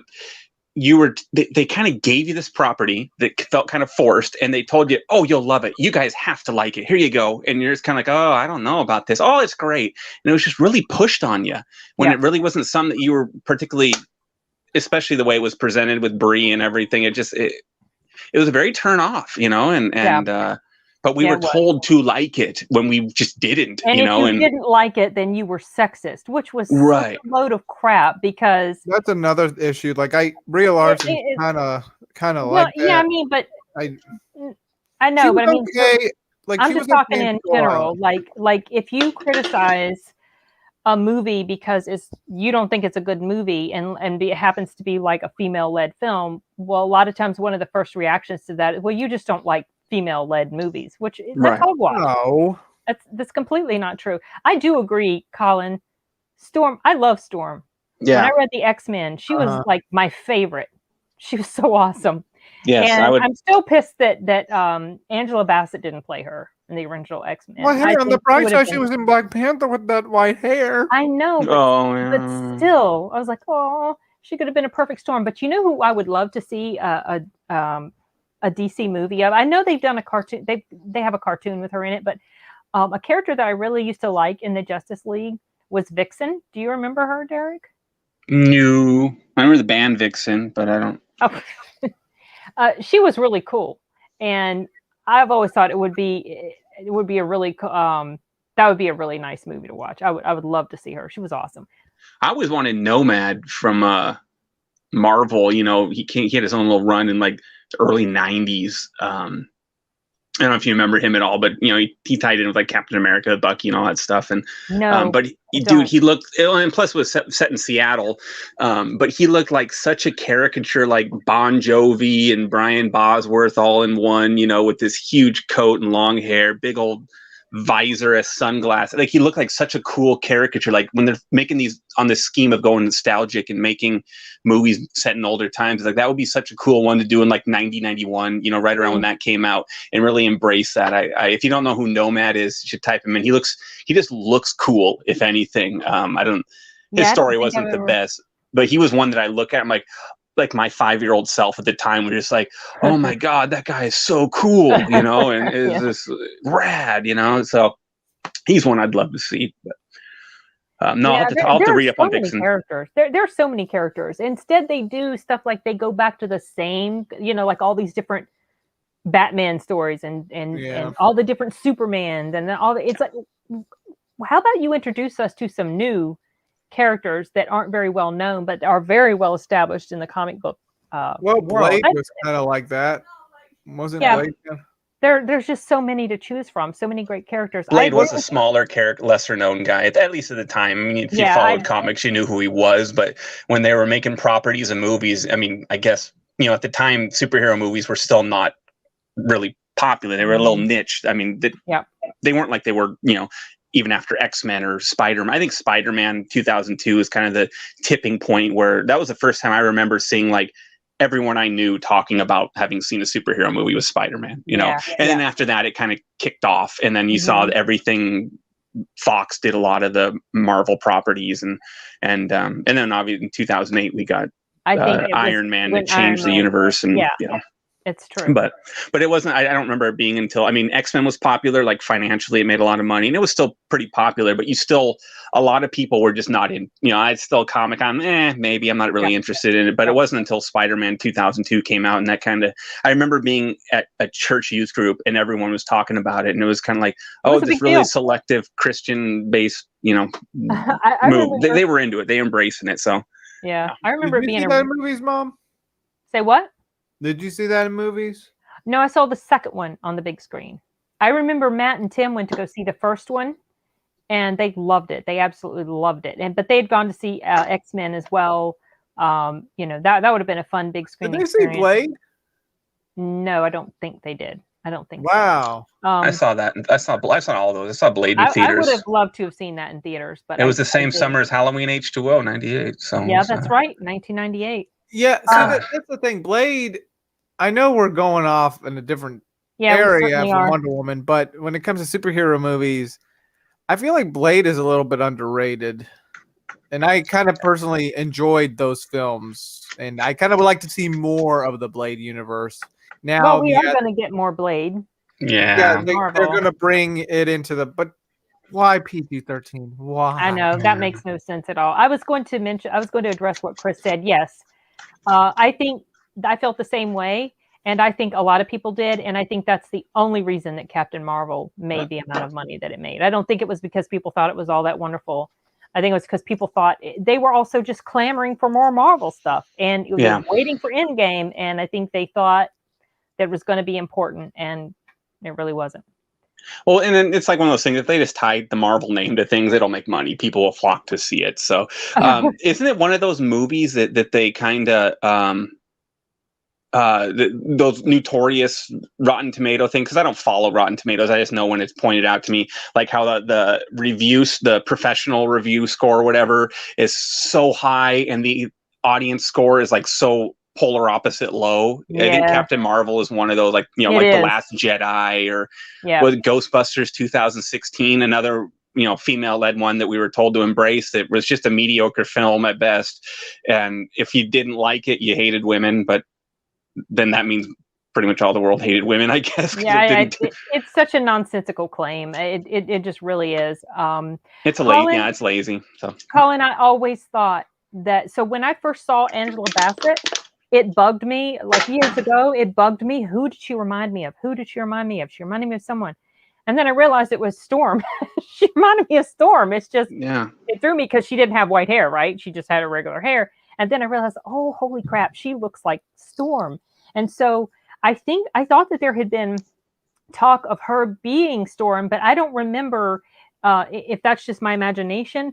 But I know that I'm not the only one to think that Angela Bassett would have been the perfect Storm. And I don't know if it was even offered to her, or if she just wasn't interested, or if they just never even offered it to her. I feel like Halle Berry was okay, but I think Angela Bassett would have been so badass. Halle Berry's prettier. Well, whoops, that was a male pig moment. I apologize. I should have no influence on film casting. No, but Angela Bassett, I could see that, especially because a lot of movies, she had the short hair. She had like almost not quite bald hair, but, you know, very short hair, you know, and almost like it was shaved, you know. And if you remember, Storm had that for a while with a little mohawk. She did for a little bit, but I liked her when she had that flowing white head of hair. It was just like, she was just such a cool character. Her outfit was so cool. Yes, it will be interesting to see how they do that. I am a little concerned with who they're picking to direct this movie. I couldn't tell you her name. I don't remember her name, but she directed Promising Young Woman, and I was not a fan of that movie. You want to talk about a woke, man-hating movie? There you got one. So it was well acted. It was decently paced, but I just could not get past the just in your face misandrous narrative that was going on in that movie. So I couldn't like it. There was one male character in that whole film that was not a rapist, horrible piece of shit. Yeah, Clancy Brown. Yeah, that was it. Yeah, every other man was horrible person. I did a review on that movie and the problems that I had with just the whole narrative anyway that story was based around. I just couldn't jump on board that train, and so it concerns me about that director. I guess we'll see. I don't think it's been cast yet. I don't think they've. Oh wow, I've missed a lot of comments here. First, that wasn't DC. Yep. That was a good series. I did enjoy. Yeah, I know it's terrible.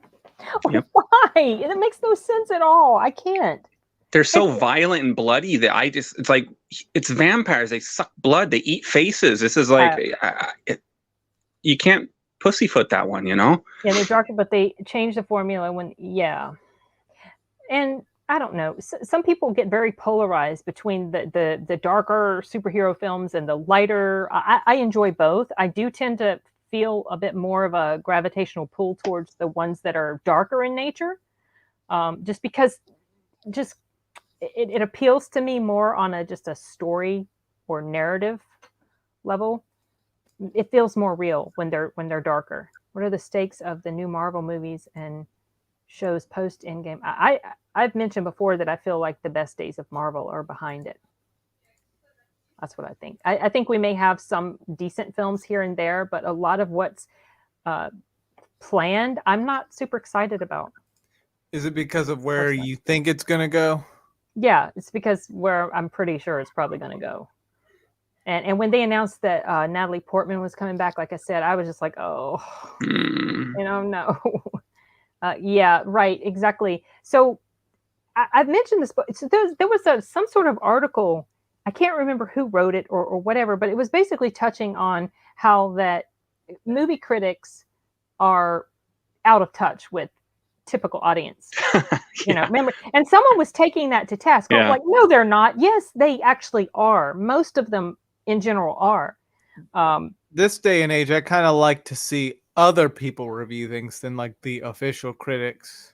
I like to, yeah, I typically will generally side more with the audience on a movie than the official critics. But I grew up with that, like, you know, I'm big horror's my go-to genre, but I learned really early. When I was a kid, like 12, you know, I started paying attention to movies. You know, John Carpenter's Vampires came out in '98, and then we had like Halloween H2O and stuff like that, and Blade.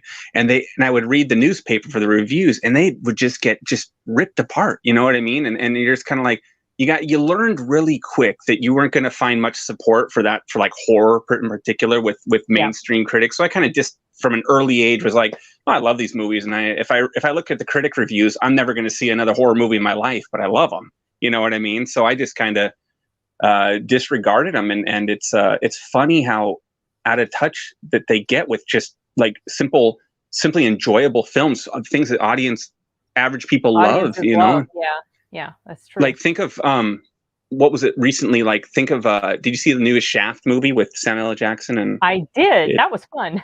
That was hilarious. But did you see the reviews from the mainstream critics? Yeah, they I did. butchered that movie, and it was kind of funny because a lot of the reviews, I picked one from Salem, Oregon that I read, and I remember writing a little review, but a rant about it. But it was like, it wasn't even a critique of the actual film; it was a critique of the racist stereotypes and the toxic masculinity. And you're kind of like, so you're going on a belligerent tangent that you're not even talking the merits of the film. You've already given up on that. You just are going on how it's so a dinosaur of a movie. And anyway. So I just kind of reject, especially I think the term professional critic has gotten so watered down nowadays, if anything. So yeah, I like to hear what the regular folk have to say about something like that, as opposed to any of the other. John Carter was American. Yeah, you know, I've seen John Carter playing in the background, and I never really paid a lot of attention to it. I remember that it did really, really bad at the movie. It's a beautiful film, man. I loved it. It was the last movie.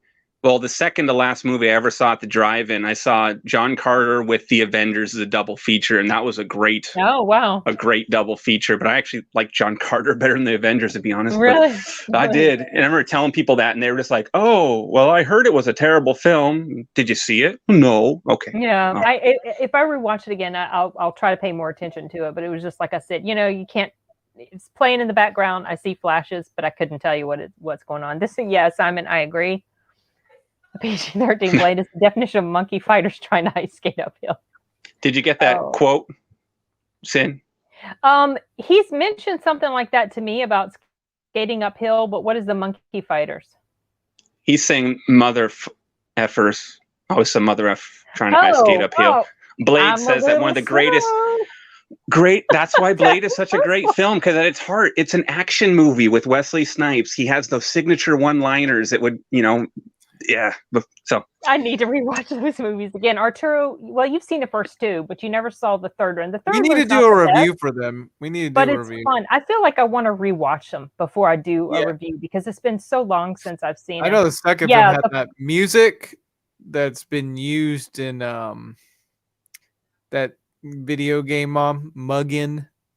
And some of this you would remember that. I don't. Yeah, the 45%. Listen, all you muppa or something or other. Oh yeah, that's Crystal Method, name of the game. That was like the unofficial anthem of 2002. You couldn't get away from that song if you tried. It was like on everything, man. It was crazy. But yeah, that's Crystal Method, name of the game. Now I know what it's called. Listen, all you mother. Good. Listen, all you mother. Yeah, I don't remember that song actually. Mom, we saw it a few years ago. I don't remember the song though. It's not jumping out. I think when we saw that film, when we watched it, we were up at Salem. I think for the Triad Convention. Okay. That was when we watched it. So Blade 2? Yeah.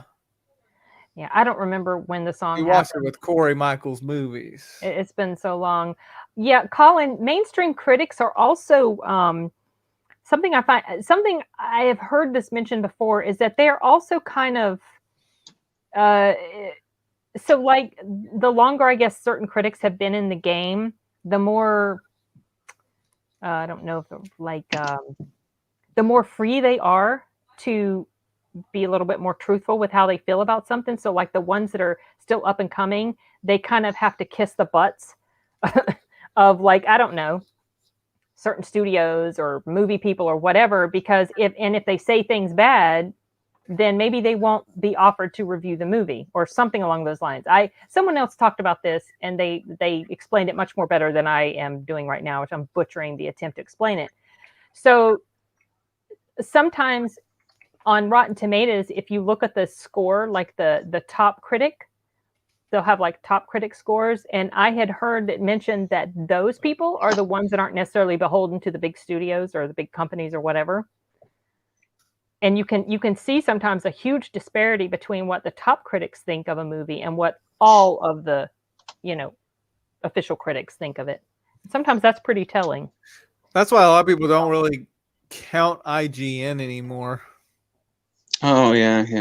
I haven't heard that name in a long time. Wow. Oh, what was that, Derek?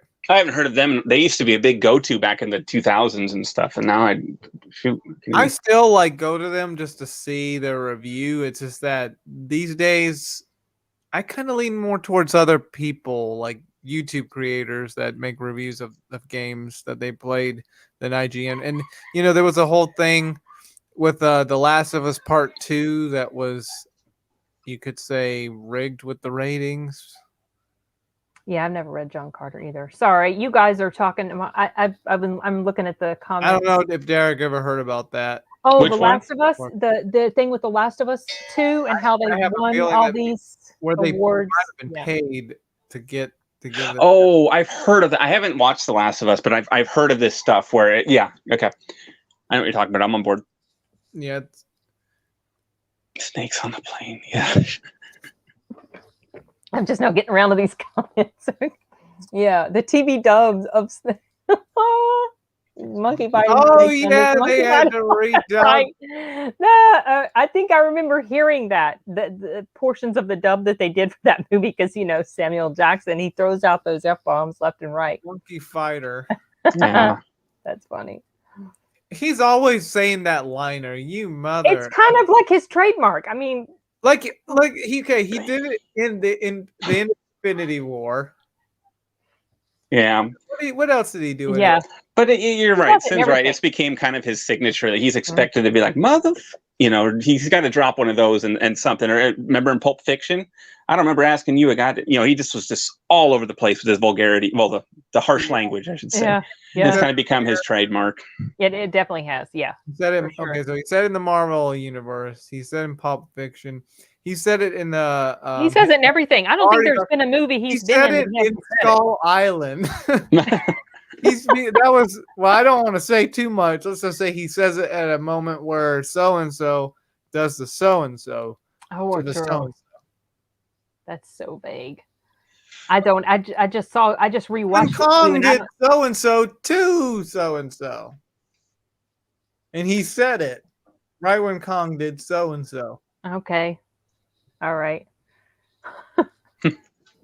Oh, hey, so Sin, before we finish, go ahead, Arturo. Go ahead and finish. I was just saying, I was trying to be as vague as possible in case you didn't want to give spoilers in case anybody had. I kind of want to rewatch it again. Really, you just watched it like last week? Yeah, I don't know. I read the book, man. You should get the book of Skull Island. Yeah. Oh, like a movie version? Like movie tie-in. Novelization. Yeah, I've got some of those from back in the 80s. Okay, those can be valuable nowadays. Yeah, they are. I've got the Lost Boys. Oh, you have that one, huh?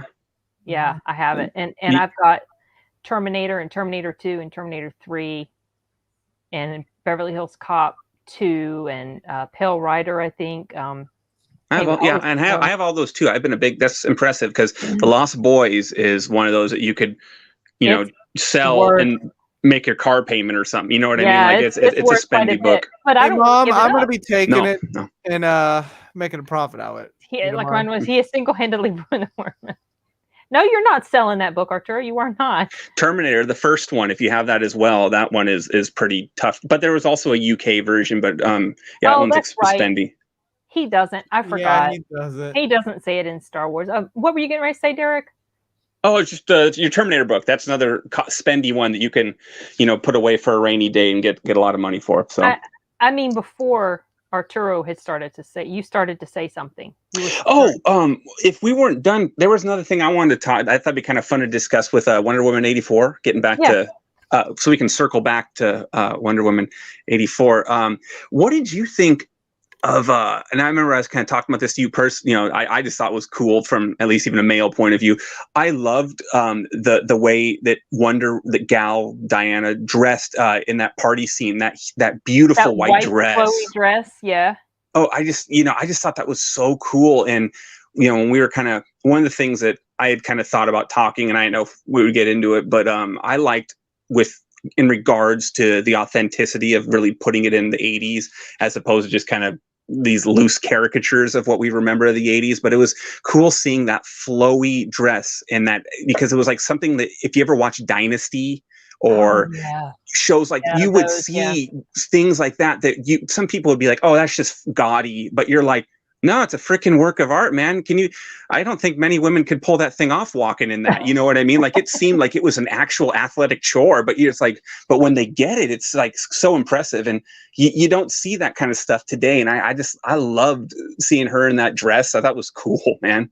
Yeah. I mean, she rocked it for sure. But I mean, she also in Batman versus Superman, when she first showed up, she was in this nice slinky dress and everything. The one from 84 was obviously different. It was very flowy, with the big shoulder pads. And what I mentioned to you was, I just kept thinking, wonder if she's gonna step on it, because it was so long. Right. That's why it was such a symmetry. Like, you have to time your walking, your movements. Not like any slouch can just throw it on and go walking down the street in it. It's like it would take the elegance of the grace of a Amazonian or a Princess Diana. Exactly. Yeah. But she was a model anyway, so she knows how to move. She's very graceful. Yeah. She's athletic. She was in the army. She knows how to carry herself.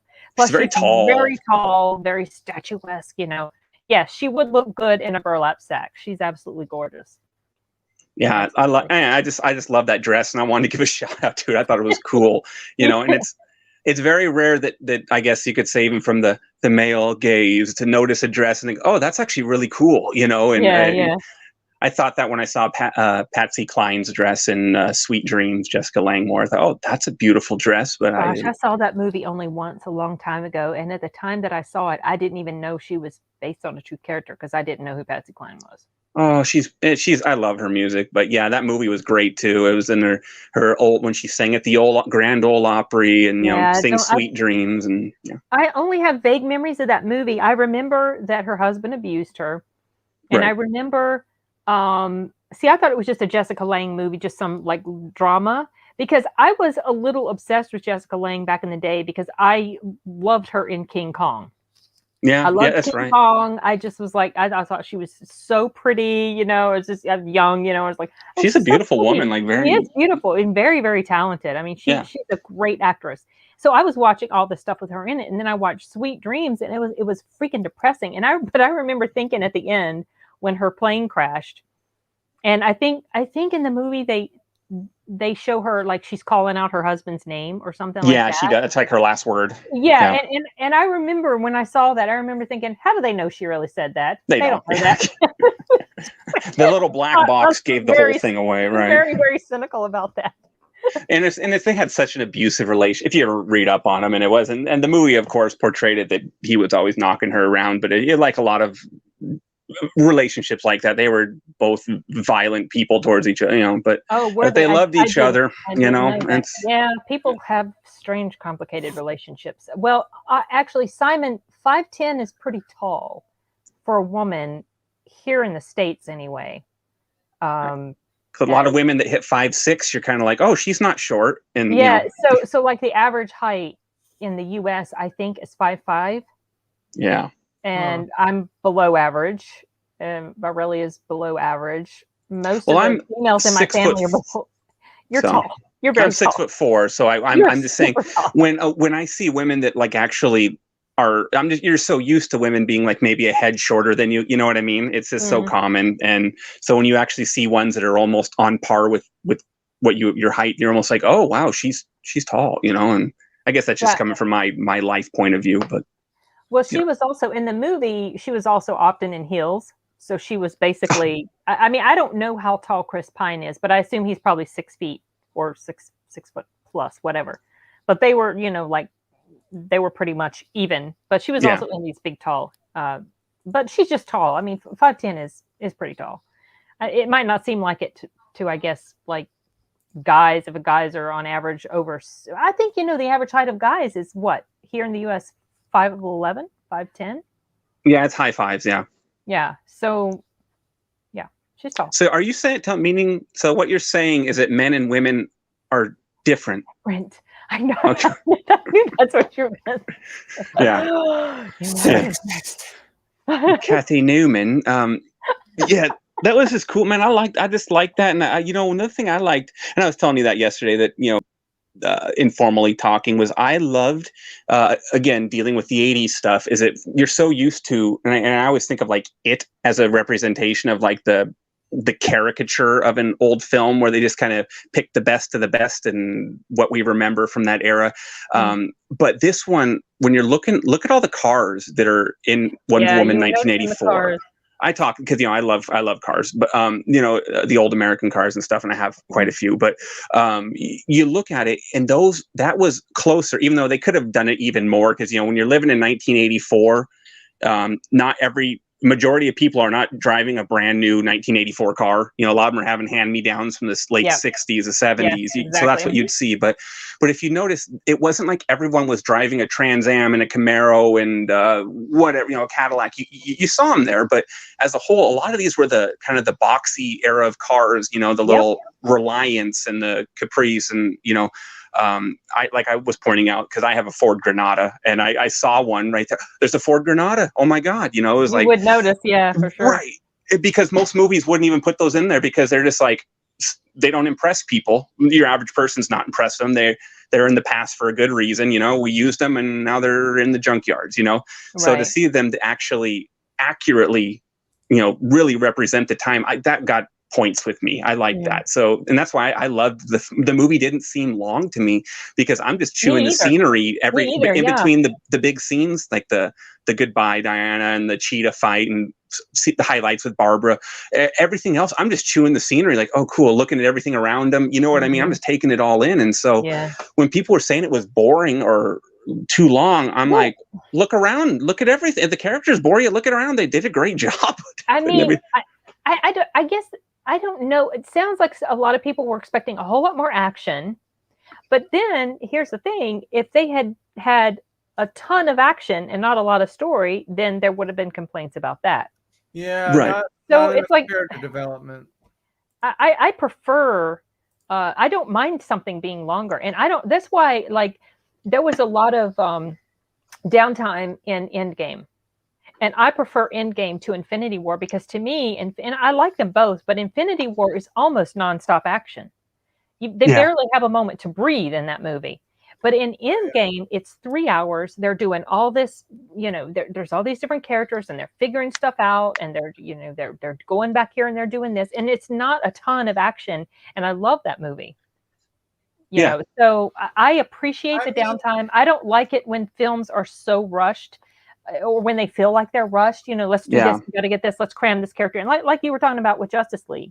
So, I would happily watch a 3-hour movie in the theater if it's well written and characters are, you know, developed really good.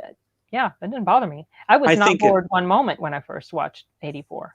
Oh yeah, I haven't either. I've watched it 3 times, and I keep picking up on more things as I watch it. And I think that you know, it makes it so the stakes actually feel higher, though less, I guess, contextually is happening. Like, you know, the stakes are actually lower, but it makes it feel, the weight is significantly heavier with having just the handful of characters we had, you know, compared to, you know, Endgame or Infinity War, which I always think of as they're like an all-star game. You know what I mean? It's just boom, boom, boom, boom, boom. And then even though we're talking about a huge destructive event, it just seems like it weighs less to me than what was going on in Wonder Woman 84. Right. You know? Yeah. I get that. I do completely get that. I was just trying to sort of make a parallel between, downtime. Oh yeah. Contrasted with action and everything. But I want to get back to the vehicle. There's this one vehicle that I actually liked in that movie. And I don't pay attention to stuff like that too much, and it probably sounds really corny, but I thought that vehicle that they bought from that guy in Cairo was cute. Was that a little Mercedes? I don't know what it was, but it was so cute. I liked it. I was like, oh, I could see myself driving that cute little car. It's like, those things are tough though, man. They win the desert heat and with probably minimal maintenance, and they're tickers, But yeah, and then of course there was like all the wood paneled wagons that you saw there. There were Buicks and there was one goof that I did catch where, because I'm just got the eagle eye here, where they had the same wood paneled Reliant. It was either a Plymouth or a Dodge. You couldn't tell from the distance, but it was the same one, and they recycled it. Wagon? Yeah, it was a wood paneled little wagon. But like It Too was the one where I always thought was the first It, because I started to play a game in my head. How many times can I spot the same blue Thunderbird? And they would move it all in every scene. The same Thunderbird would be, and to me that was just lazy, because it's like, you guys have all this money and resources and see stuff. Right.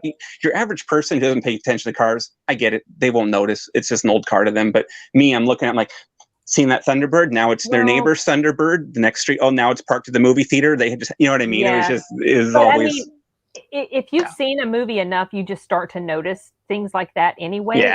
In the first Terminator, I noticed stuff that happens in the tech noir.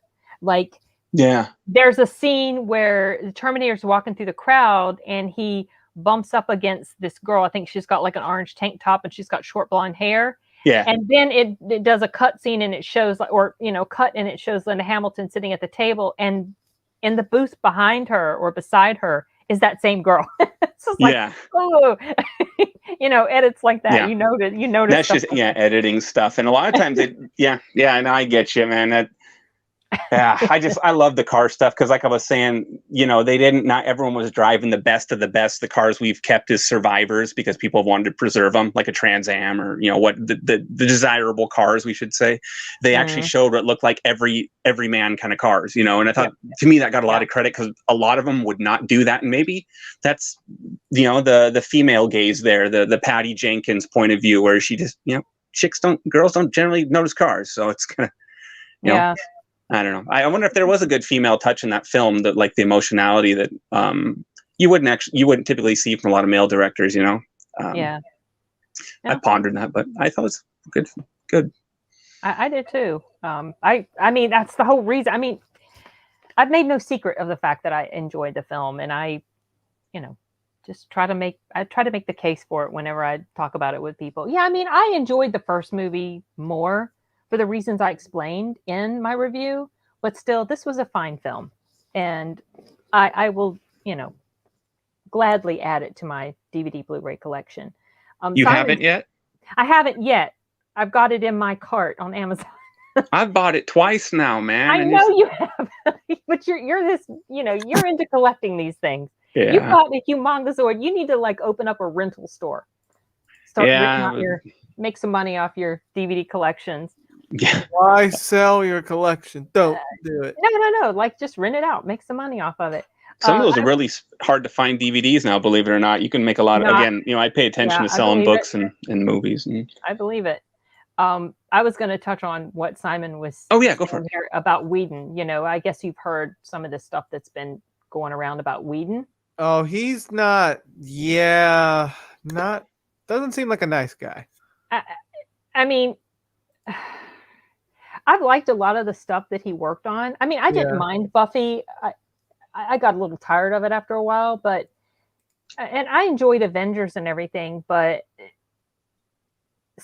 sometimes when this sort of stuff comes out, you start to wonder how much of this is really real, or how much of this is just a pile-on going on because someone said something, then someone else said something, and so you're not exactly quite sure what to believe. Didn't the cast say that they had issues with him? Yeah, there have been multiple people that have said. But think of any job you have, and that's why you got to be really, like you were saying, where you get skeptical about this, because anything that they make it so that you are now a problem for being skeptical, you should really be skeptical of. You should, you know what I mean? Like, you basically have to just, when these things about Joss were said, everyone's supposed to just go, oh, okay, I agree. And then if you go, well, I don't know if I buy that, what? You know, people like drop jaws. So it's like you're supposed to join the mob, and you should really be hesitant when that's kind of the ultimatum you're given. But with Joss, no, what I was saying is that another reason to maybe think in your real life when you've had a job, how well does it, you know, and these guys were all working with Zack Snyder originally, right? Filming that version with him. They had they were hired by him and done all that stuff. And then imagine all of a sudden you get a new boss, and there's always pushback against that new boss. You know what I mean? A completely different tone to what you knew the original director's vision was. Right. And they're pissed off and they're disenfranchised. Like, this guy doesn't know what he's talking. I'm not doing what he does. And so they push back at every single angle. Because I mean, I've worked jobs where when we had a new boss, we all just tried to sabotage this guy or girl because we didn't like them now. You know, they were trying to, you know, shake the tree or do their own thing. And I just know how inherently human behavior is in that sense, that a lot of people don't like to when a new boss comes on. So that's why I'm kind of like, I don't know. But I've also heard Joss. I've heard other things like that for him, and I just, I guess he's got a reputation. Well, then when he was on Buffy, he was, you know, because he's, you know, again. Yeah, James Marster said some stuff, but he wasn't saying it like in the same tone as what's being said now. He kind of, the way he worded it made me think that he was trying to be real careful about, he was trying to present it in a positive way, but actually the story he was telling was a little terrifying. It's like, oh, that's kind of. You mean about that sounds really unprofessional. You know, well, like that sounds pretty bad. He was cheating with one, I forget the actress's name, but he was writing her bigger roles and apparently having an affair with her while he was married, as you know, and just further proof that that's, you know, why a male feminist is a woman's best friend, because he'll advance the career of your little starlets. Who was he in their relationship? Oh, I forgot the I don't remember. Wasn't he married though? But he had extra. He was having something going on with one of the actresses. See, I didn't follow Buffy that much outside of I read some of the books when I was a kid, so I'm not the most versed person on Buffy. Unless you're talking the film. With you, Simon. 100%. Do the work and the pleasant work. Yeah. And you only need 2 out of the 3. Yeah. You can look deeper into it if you, but I just remember hearing that, like, when he was talking about all the, you know, women's empowerment stuff, and then like, oh, but you were cheating on your wife. Yeah. It's like, oh, cool, go for it. Oh, well, people are complicated. Yeah, I started to look at him a little bit differently since I started hearing things about him. But, you know, he's written some great stuff. I can't take that from him. I really can't. Yeah. So it's, I love the first Buffy film itself. I think it's just so enjoyable and, you know, has some, you know, great dialogue in there. I need to rewatch that. I've only seen it once all the way through. Funny, like some people that are assholes actually make some good stuff. Like, you know, James Cameron, I heard. Oh, I've heard he's pretty tough to work with. Yeah. But look at the results he gets. You know what I mean? It's like that just that people can't handle, like these guys who are really dialed in, you know, or, you know, look at, you know, I love Wesley Snipes, but when I hear how he behaved on Blade Trinity, it's like, oh, why did you do that, Wesley? Don't.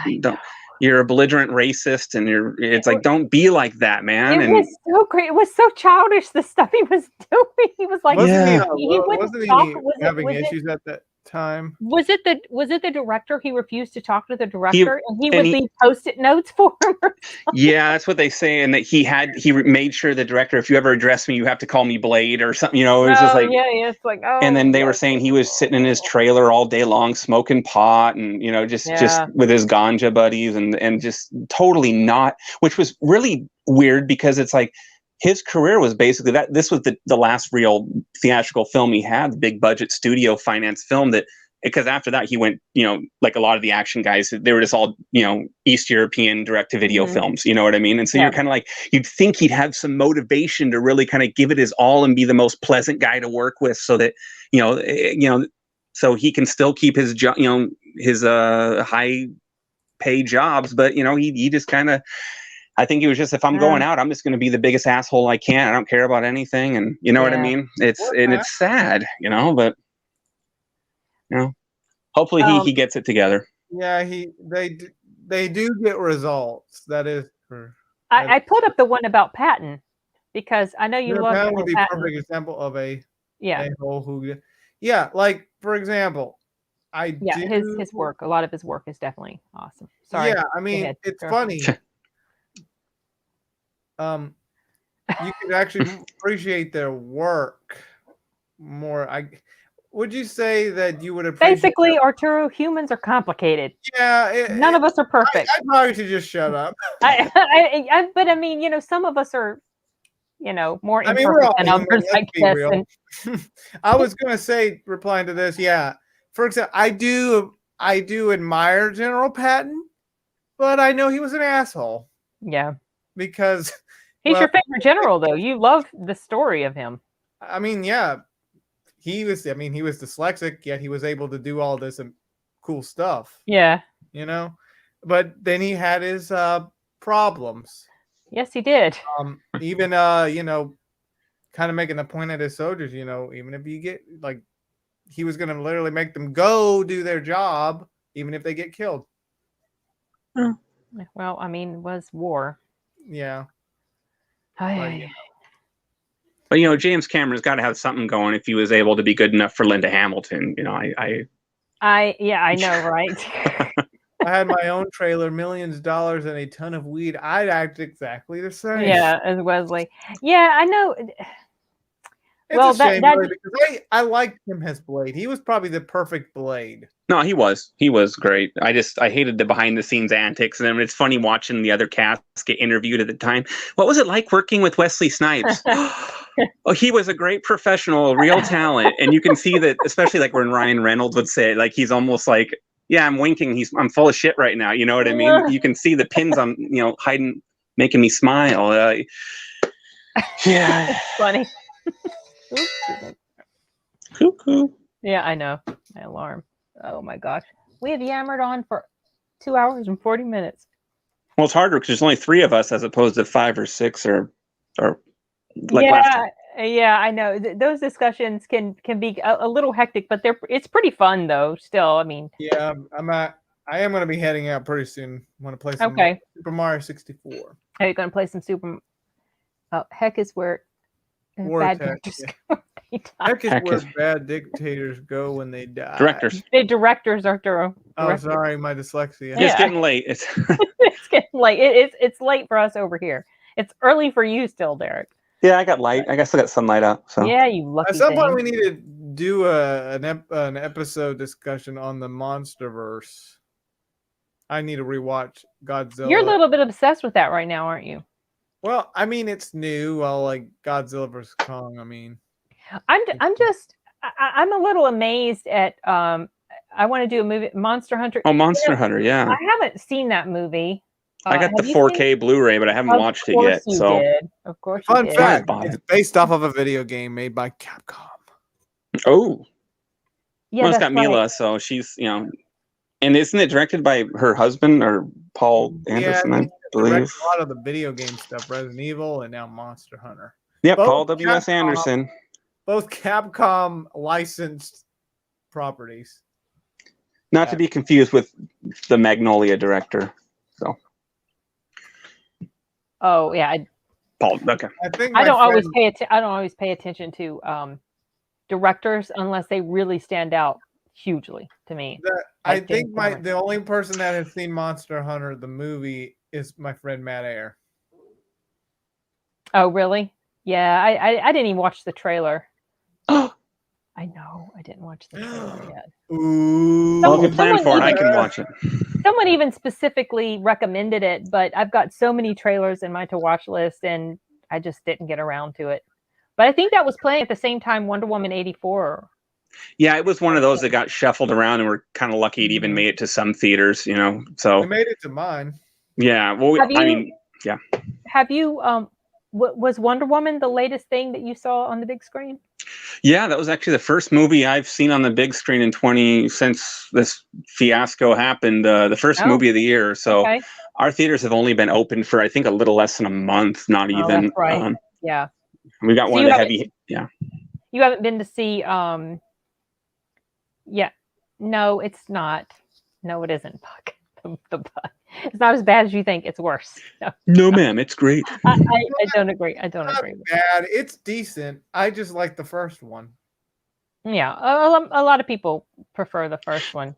The men are just afraid because it actually made them cry. That's just You think that's what so it they is, get adversarial about it. Oh, this movie sucked. You're crying. Well, it does hit you in the feels. I mean, I don't see how you can watch that and not be affected in some way. I think I was getting ready to ask you if you were going to see Godzilla versus Kong. Yeah, I'd like to go see it. It's just I'm not even getting my hopes up, to be honest, to go to the theater, because you have to go in a lot of the theaters, like our AMC and our Regals are not open. Regal's huge over here, but they're not open. AMC, or maybe there's like one in Seattle, but nothing near me, they only allow between 6 and 8 people per screening. You know what I mean? And so it's like I don't even want to get my hopes up to Are go the rooms trying. Tiny? No, they're huge, but they're just what? Yeah, man, they got huge theaters, man. But it's just what's the percentage capacity? Heck if I know. I don't know, to be honest. It's really low there. But this is our God bless Washington's governor. He. Yeah, they still got limits on the theaters here. It started off, I think, at 25 or 30%. I don't know if I don't think that's been changed. It's the same, because when you buy tickets online, yeah, you can see you pick your seat and it blocks off the two. Right. I've seen that. So there's all this space and everything, but it's like you got to think there's more than 30. I know these are more than 32 seats per theater, so it's like to allow 8 people. Just it's kind of like Wonder Woman. Honest, when we went to go see it, it was sold out. Yeah, but it was. I mean, but it was still just a handful of people in the. Well, more than a handful, but still, it's weird to see that. I don't mind the space around me, actually, because I don't necessarily like to be sitting up on top of people, but I am looking forward to when it gets back to the way it was. Actually, the Buck, we were talking about the villains, and I feel like they weren't generic at all. I feel like they had much more depth to them than the first movie. Yeah. I love Cheetah, man. I'm a fan of Cheetah now, so she sold me. Maxwell Lord. I don't know. He seems like he's a fan favorite there, but I'm just kind of ho-hum about him. Yeah, I like them both, but I'm impressed. I was impressed with Kirsten's performance. Oh, sorry, back to that. Anyway, yeah, you are obsessed with Cheetah. You got that shirt and everything. Yeah, it's not here yet, but it's on its way apparently. So I bought a Cheetah shirt with Kristen Wiig on it. So. Do you think we should do a discussion episode about the MonsterVerse? Oh, I don't. Well, I don't know. It depends who else would want to talk. I'm not as into the MonsterVerse as a lot of people are. I mean, it's okay. I was a little disappointed with Godzilla versus Kong. I mean, I liked it all right. Yeah, I liked it. I had issues with it. Yeah. Well, I like Adam Wingard, the director. I love like The Guest. I don't know if you guys ever saw that one, but that was awesome. Wait, remind me, what was the premise of that? Guest. He was. I don't want to. It's. Well, I mean, who was in it? Dan Stevens. I know what you're talking about. Yeah, I've seen that. Where he's the military guy. I've seen that, yes. Okay. Yeah, that was. It's coincidentally a Halloween film. I loved that one when I saw it, and it didn't get. Yeah, it was cool. And then he did Blair Witch, which I know that's a polarizing series, but I love the new Blair Witch. So he's got a good track record with me. What do you mean the new Blair Witch? Is there another one?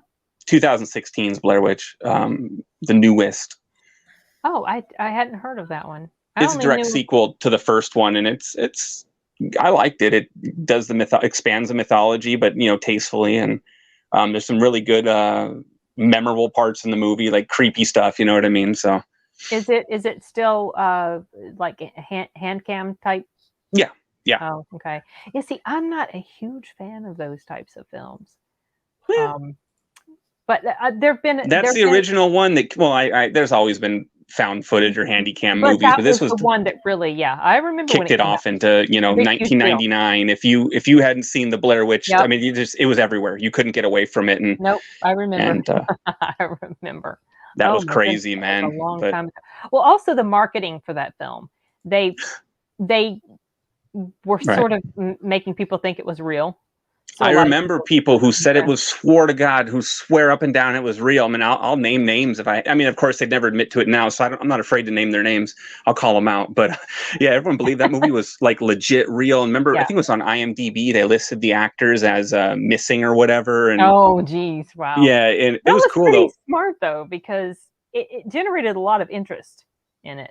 99 summer 99 was awesome. 99 in general was a great year for movies, but yeah, that summer, so many freaking good movies. And maybe I'm biased because I was like 13 just now paying attention to movies like in their entirety. But 99. Yeah. That was Yeah, when 1999 Matrix came out, right? Did it come out in the summer? No, March of 99. I think March 31st, I believe it was. I think I remember the date. But yeah, lately I've just been all into the 90s nostalgia. 99 was a great. It really, I don't know. So many great things came out that year, and a lot of them didn't get as noticed as they should have. But yeah, I'm trying to look for some of these video games from the 90s that are pretty expensive now. Isn't that when End of Days came out with Arnold? Yes, ma'am. Yeah, November 8th, 16th, 99. Wow. I remember the dates. Yeah. And I remember seeing that. I wanted to see that movie. Or no, maybe it was, I think it was Thanksgiving weekend. I'm getting old age memory here, but I think it was Thanksgiving weekend of 99. 99. Could be wrong. But The World Is Not Enough, James Bond also. Oh, yeah. That's right. But that was a good Arnold one. Remember? That's one where he cried for a moment. First time you'd seen him really. You're talking about End of Days still. Yeah. First one in the days where he cried, and we were like, "Oh, Arnold cried! Oh my God!" I remember not liking the movie initially when I first saw it because it ended in a way I didn't like. I mean. Well, there is a different ending too, so you should read the book on that one. Oh, I did not know that. That was a reshoot ending, so. Oh, okay. Okay. Well, I appreciate it more now. Yeah, and plus Gabriel Byrne was great as the devil. He's a good actor, but I love that little speech where he's talking about how the God just has a good publicist, good PR agent. Bad things happen. He works in mysterious ways. It's good PR, just good PR agent. That's all. It's just funny how he did that. But yeah, it's a good movie. Yeah, he was good for the role. Stir of Echoes. Sorry, 99. Stir of Echoes. That just dawned on me. There you go. Oh, the Kevin Bacon. Yeah, yes, ma'am. Yes. Yeah, I listened to the book that was based on. I think I like the movie better. Oh, a movie's a lot better. I read the book in 7th grade, which it was granted it was probably a little over my head as it being an adult film, and I mean an adult book, but I remember reading it and thinking it was very late. I like the film better. The film did good. I think so. It took place like back in the 50s, right? The book. The book did, yeah. And remember, there was all those. Oh, The Sixth Sense. There's another huge 1999 movie. Yeah, that was big. But that one came out like 2 weeks, 3 weeks. I want to say it was less than a month before Stir of Echoes did. And you got to think. And I remember all the comparisons back then because I saw the Stir of Echoes and I thought I liked it better than The Sixth Sense, to be honest. But I remember everyone going, "Oh, it was just a copycat film, just copycat." I like it better than Sixth Sense as well. But you find out the base materials from like 50 years old at that point, and the film had started production before Sixth Sense, but being Sixth Sense with a big Disney muscle film, they were able to kind of push it, make amazing feats. Daggone Disney. I guess maybe is getting back to what the Buck is saying. Maybe like I didn't go into it with. I went into it not wanting to know or think about anything. Like I had I was excited, but I was also a little bit, just like with the first movie, I was like, I'm excited, but I'm a little bit worried, So I kind of go in as far as like the way I thought the movie was going to go.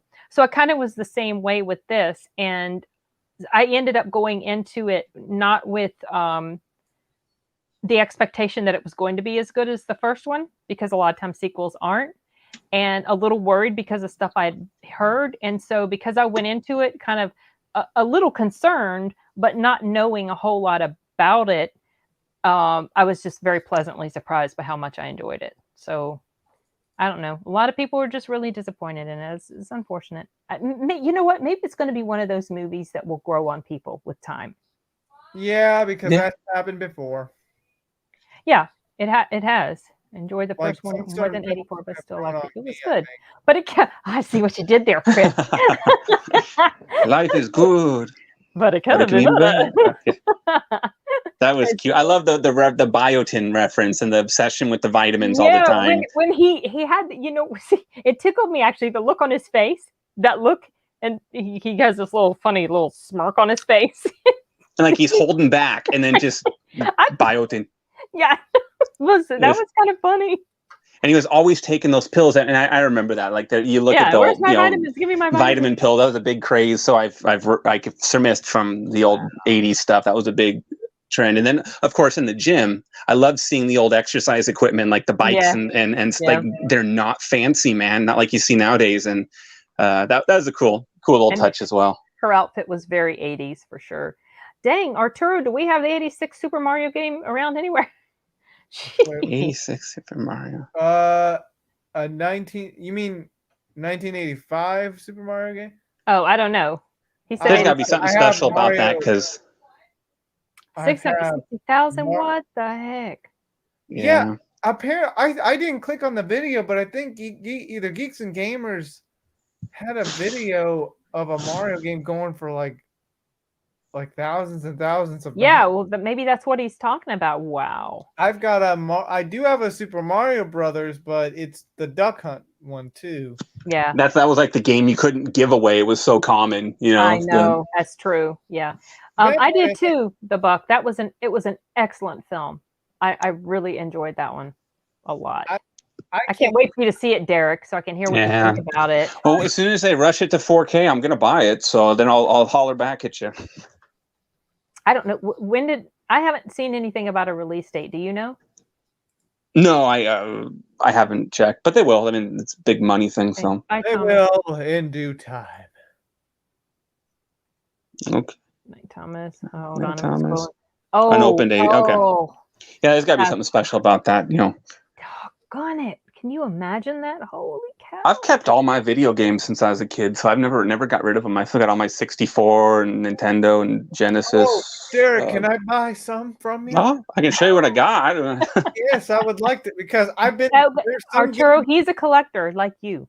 Yeah, I'm not really that too attached to them, though. I mean, a lot of them were. I remember buying at Blockbuster rentals. Those were the days. Those were the days. Well, they'd be like $12, or they'd be cheap because you remember video games are $40-$50 a cartridge. And you'd buy them there for like 12 or 10, and But I could show you. I had to just go find them. I could show you what I have. I got a lot. I remember I have Sega Genesis. I have Lethal Enforcers with the gun still. So.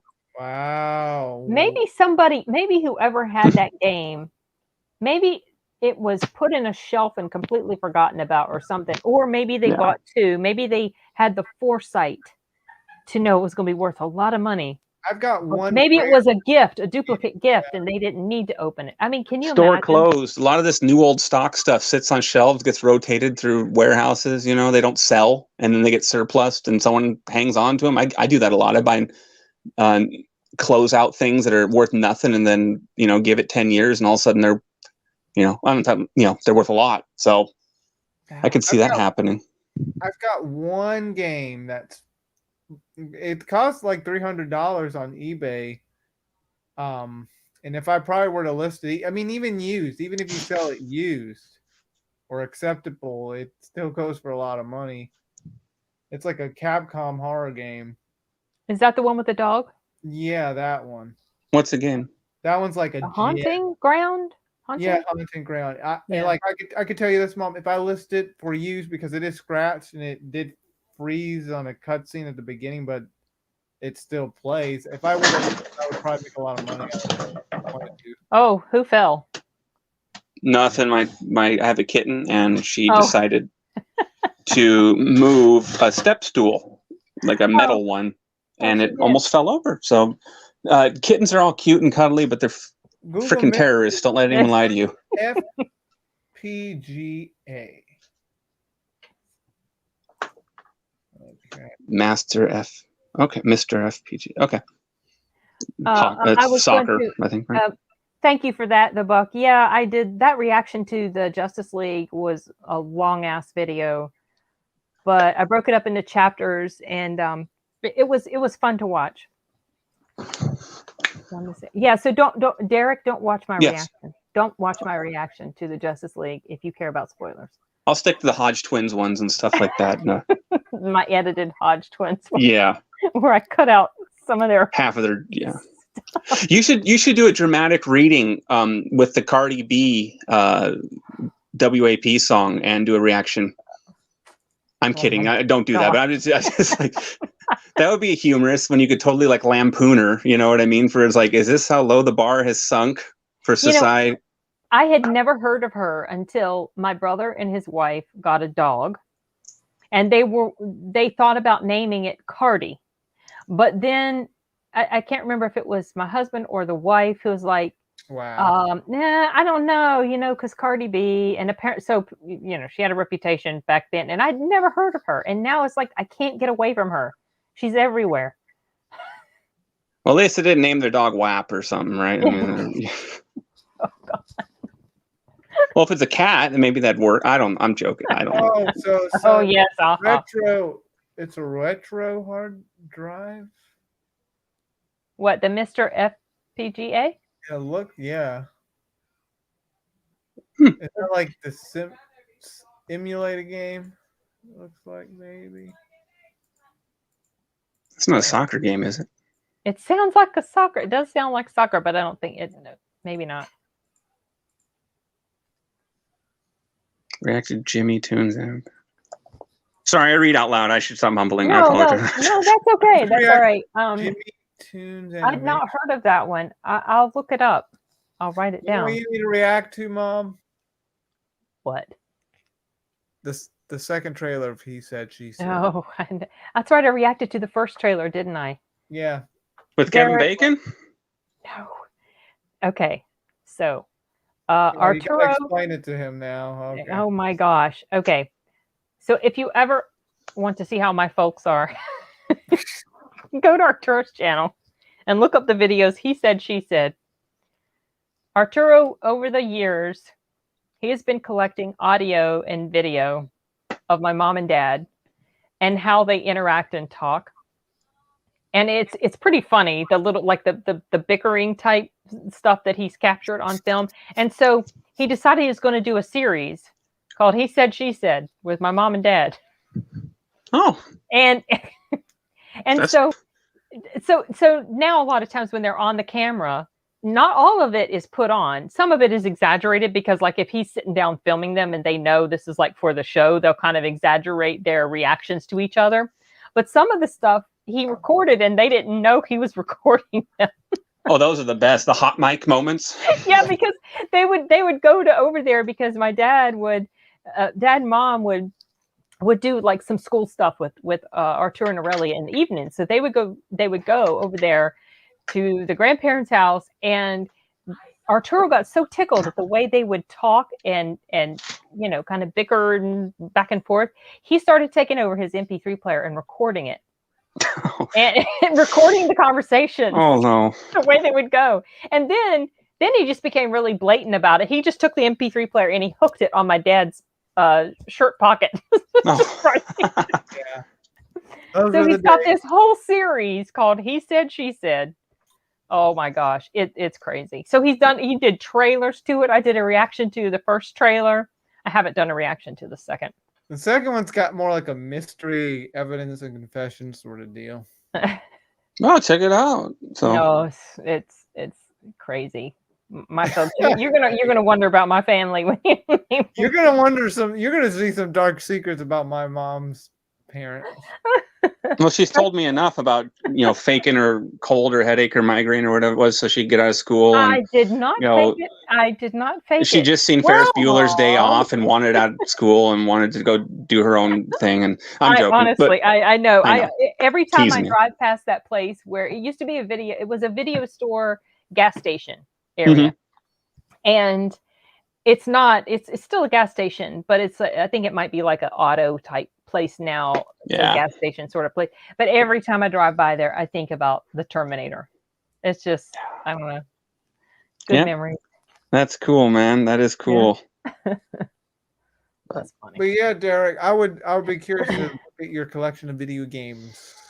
Maybe take a picture and send it to them or something. I got a lot of PC games too. I kept from like 99, 2000. You know, like I when have those a lot of huge PC boxes games that too, they yeah. came in. Yeah, I've got those. It's funny because Arturo, you just posted. And I meant to write something, but I don't know. I forgot to. But you were posting about Army Men, Sarge's Heroes, and you posted a video. I think we're for the 64 port of it. But I had Army Men for the PC. That was That was the very first game I ever owned for a PC. Was Army Men, and I played the heck out of that game when I was like 99, 2000. And I had all of them. I loved Army Men in Space, Army Men 2. Oh yeah, those. I never played those. I saw those cutscenes on YouTube. Yeah, they're kind of funny. And General Plastro, you're like, oh, that's clever. Using plastic. Yeah, Plastro. But you're like, oh, dun. But they're fun games. So I saw you posted about that, and I wanted to mention it. But yeah, they're a childhood memory because you did a review on one of the games. I right? did a review for 2 of them. I still need to do a review for one I need to beat. It was one I played with my cousin Corey Michaels Movies, Army Men Air Attack. Those were 2 games at the time And that was my favorite. I like that one. I like Air Attack, and then I like, or whatever it was called on the PC port. I know that they had sometimes slightly different name when they went to 64 or PlayStation or whatever. But the question for you guys. Did you guys ever play Toy Commander for the Sega Dreamcast? That was such a great game, especially I don't think I have. I need to look that up. I haven't. We didn't have. Well, my dad had Dreamcast, but I didn't. I still had Sega Saturn and 64, and I never moved. I honestly never moved beyond that. I don't think. I bought a GameCube and played it like 3 times, and that was it. Oh wait, let me see what. I feel like I might have heard of this. Yeah, I think you pilot some toy planes, tanks, stuff like that. Yeah, I've heard of it. Yeah, but so I guess you never played I haven't played it. No, I mean now I have a Dreamcast, but gosh, that might be expensive. That was such a big to do when it came out, man. Dreamcast. Yeah. It was kind of like my brother's got that before PS2 came around. Right, and it got a reputation as being kind of a flop, but it was huge at the time. I remember all the lines for seeing people waiting to get it and stuff. And oh wow, yeah, Mom, remember when we would do homeschool over at your folks' house? Yeah, we would be playing. Yep. Marvel's Capcom on the Dreamcast. I would. Yeah, that's right. Yeah. That was a cool game. I used to play it in the arcade all the time Marvel too. Versus Capcom. Funny story. I found. I think it was your mom that found it, still in the closet. The Dreamcast? Yeah, and it came. And when I looked at it, I was thinking, "What do you want to bet that Marvel's Capcom 2 is inside that?" console? And was it? Opened it and it was. Because they played that all the time. Yeah. That was a fun game. Did you play video games too, Sin? Or were you just the mom that watched? So like in the 80s, I was back in, like original Nintendo. And I was into Mario and Duck Hunt and Tetris. Those were the ones I was really into. I was a little bit obsessed with Super Mario or Super Mario 3. Was that the one where he had like a tail? Yeah, that's part 3. Oh, yeah. Uh-huh. I used to be obsessed with that when I would play that thing for hours and hours. And then I kind of sort of lost interest in those types of games. And now whenever I play a game, it's a like action adventure type of game I would rather play on the PC. I don't like console games too much. I don't like handling the console. Since we're on the 84 thread, what about arcades? Did you play arcade games? I did. I would play, Pac-Man. And what was the one where you'd have to shoot the thing coming down from the sky? Space Missile Invaders? Command? No, I thought it was Space Invaders. Well, there's space. Yeah. Okay. I'm thinking like things are coming down, and you're having to shoot them as they come back down. and forth. You just go left to right. Yeah, and I played Pong sometimes. I think Galaga. my favorite was Pac-Man. Just trying to escape those dang ghosts. Those things, yeah, and then Miss Pac-Man too for the girls. Yeah, right. Because was it any different? I don't remember it being any different. The they put a bow on her, and all of a sudden everyone's happy again, and now they get a new product to market. So right, I guess you could say for the Army Man games, you could say that was a little bit of an inspiration for me creating my own story. I thought your inspiration was Toy Story. To be honest, I mean, maybe a mixture of both, but it was more of I wanted to create something original for my channel Yeah. than anything. I guess you could say I took a little bit of ideas from both. Okay. He's talking, Derek, he's talking about a series that he has on his channel called The Toy War. Oh, okay. And it's a lot of stop motion going on with different toys around the house. And he and his cousin play generals on opposing sides. And it's insane. That sounds cool. He loves it. But I've kind of made it into like would you call it almost like an MCU universe?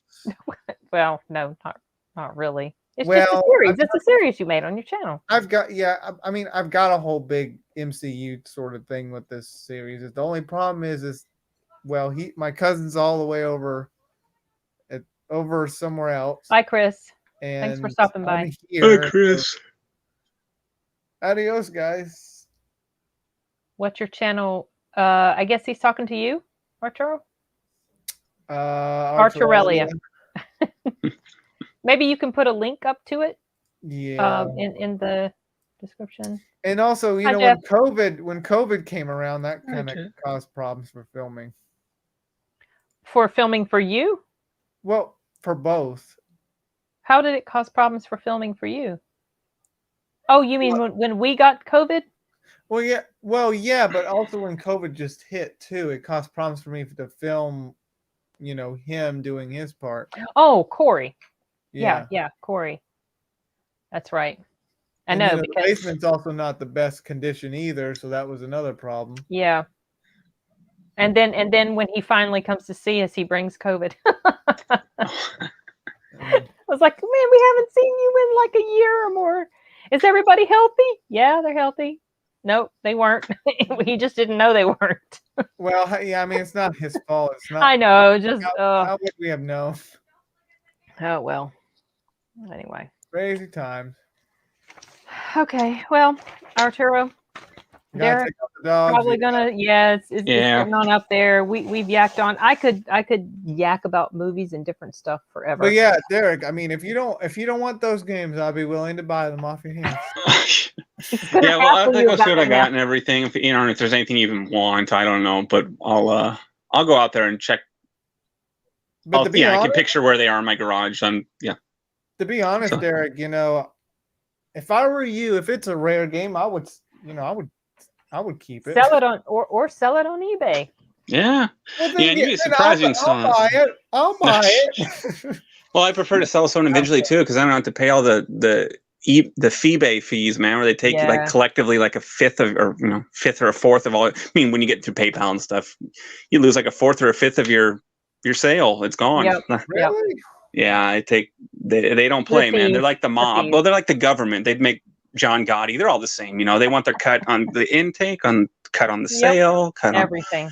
Oh, you want an extra picture on there? 45 cents. It's like, oh, they nickel and dime you, and they're good at it. So But I hope everyone goes and sees Wonder Woman 84, and I hope that it finds its audience, and I hope that people don't listen to. Because I remember when it hit, man, and people were just. At HBO Max when it dropped there, and everyone I just swear I got swarmed with these comments that, oh my God, worst movie I've ever seen. Oh, it was terrible. They're like that comic book guy on The Simpsons, worst movie ever, and you're just like, okay, you don't need to go Encyclopedia Dramatica, okay? Because I'm sure it's not the worst movie you're ever going to see, and.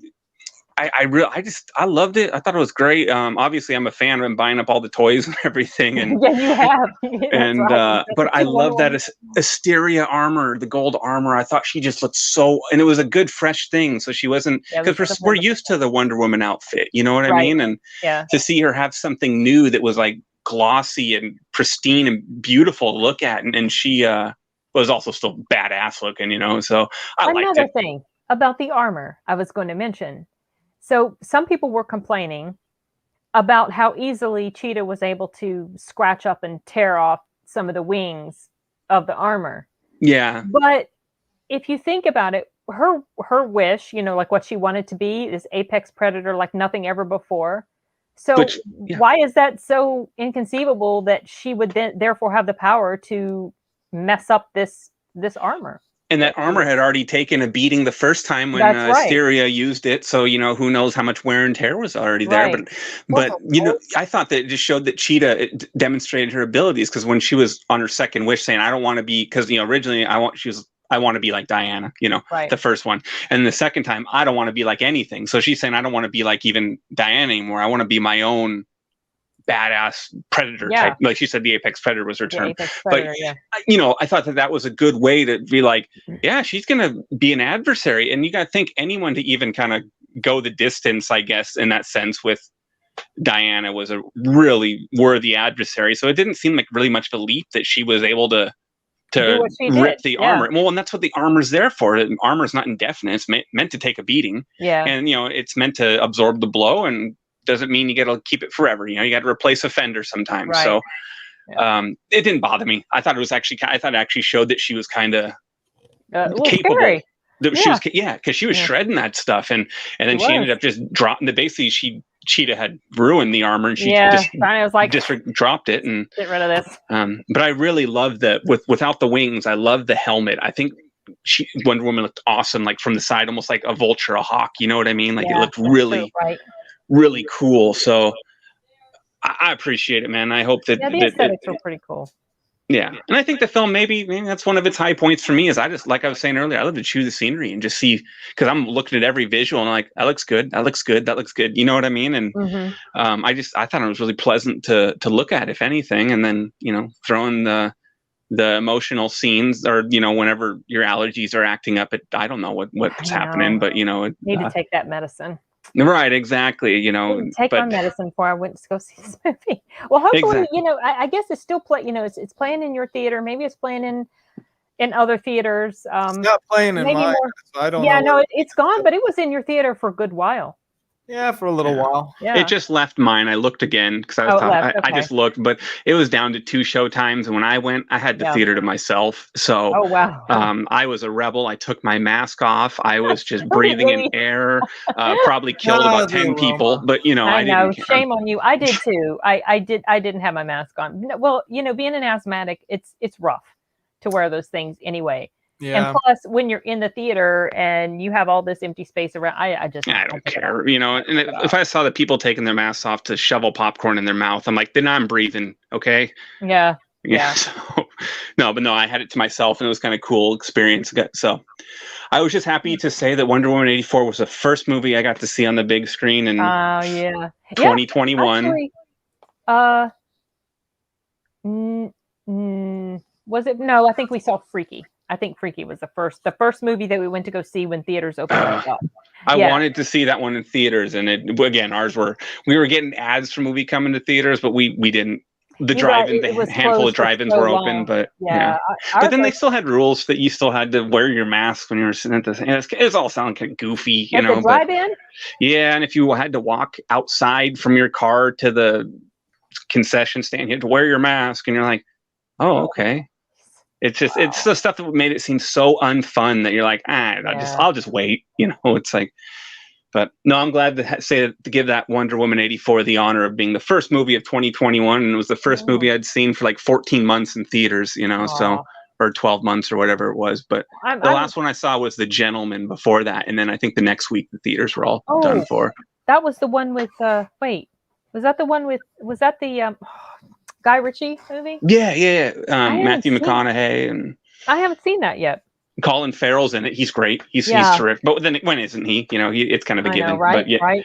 But I think you'd like it. It's Hugh Grant actually did a really good job too. He played like usually, you know, he's this handsome, suave, smooth operator kind of. You know, he's smooth, right? Well, here he's really kind of slimy tabloid kind of guy trying to blackmail the mob. It's really it's a good change of pace for him. You know what I mean? Like. So it's not what you're used to. But I didn't remember much of what it's about. I think it's a very dark British, you know, dark Brit humor. You know what I mean? Like, their humor's a little different than ours. It's a Guy Ritchie film. So. Right? Yeah. I love Snatched. That movie is amazing. I still have not seen that movie. Oh, Jason! I know. Come on. My brother Tim gets on my case about it a lot because I haven't seen that yet. He says it's really good. That's the one with Brad Pitt, right? Yeah, where he plays the gypsy Mick, and Brad was really funny in there. Yeah, like dogs. He can't even talk. Like you have to. You'll hear him, and it's like listening to Jason Statham talk sometimes. Yeah, and you're like, I know he spoke English, but I don't know what the hell he just said. You know, it's like, yes, and it's exaggerated, but it's just a good, you know, and plus your favorite song by Madonna is in it, Lucky Star. Because remember she was married to Guy at the time, or whatever, was courting him, or I don't know who courted who, right. But you know that was when she had the fake British accent. If you remember, she went through that phase where she all of a sudden went from Brooklyn to Liverpool to I don't know where. She's kind of a little mongrel, but yeah, you should check it out, man. It's got some great dialogue in there, very dark. Benicio del Toro's in it. I like Benicio. Dennis Farina, if you remember him. Yep, I know who he is. And they're all very memorable roles. Like they're very good. So I'll get around to it. I know. So one day. Okay. Well, I'm going to go ahead and hit end broadcast. And thank you guys for everybody who joined us and for adding to the discussion. I don't know how well we made our case for Wonder Woman, but hopefully some people will kind of, give it a I will be having a chance. Oh, sorry. Go ahead, Arturo. No, sorry. Go ahead. No, I was just interrupting. Go ahead. I'm done. Go ahead. I'm done. I was just going to say, at some point, I will put up that review that we did on my channel, but I know you're going to also do that too for your channel, where we did a review for basically both of the Wonder Womans. Yeah, I started editing that, and then I was so annoyed by the lighting because the lighting in the basement is awful. I hate it, and it's hard for me to fix it to where it looks even on our skin, and so I haven't even finished messing with it. They're very glaring. I'm right now editing the episode 1 that we did. Oh, the Phantom Menace? Yeah, I'm editing that right now. Probably going to have to do another update video because I haven't posted any. I mean, today I did post something, but in general, I haven't posted a lot lately. So much to do. Hold on. That's a couple of... Yeah, I will. I started writing that down, and then I got distracted. We need to do a MonsterVerse discussion. Jimmy Toons. Yeah, you were saying that Jimmy Toons, Patrice O'Neill. I haven't heard about that Jimmy Toons. And I have to write this down because I might forget. I'm bad about that. I write stuff on my hands to remember. If you want to see what a real Irish traveler about, it's just like there's a documentary from 2011 called Knuckle. I think I've actually heard of that vaguely. So yeah, I'll check that out. I'll type that in. I liked Knuckle. Snatch, so I'll try to remember to mention that to my brother too, because he loves Snatch. Okay. Good night. So everybody, I said this once already. I'll go ahead and do it this time for sure. Ending broadcast. Goodbye, everybody. Thank you so much. Good night. Time.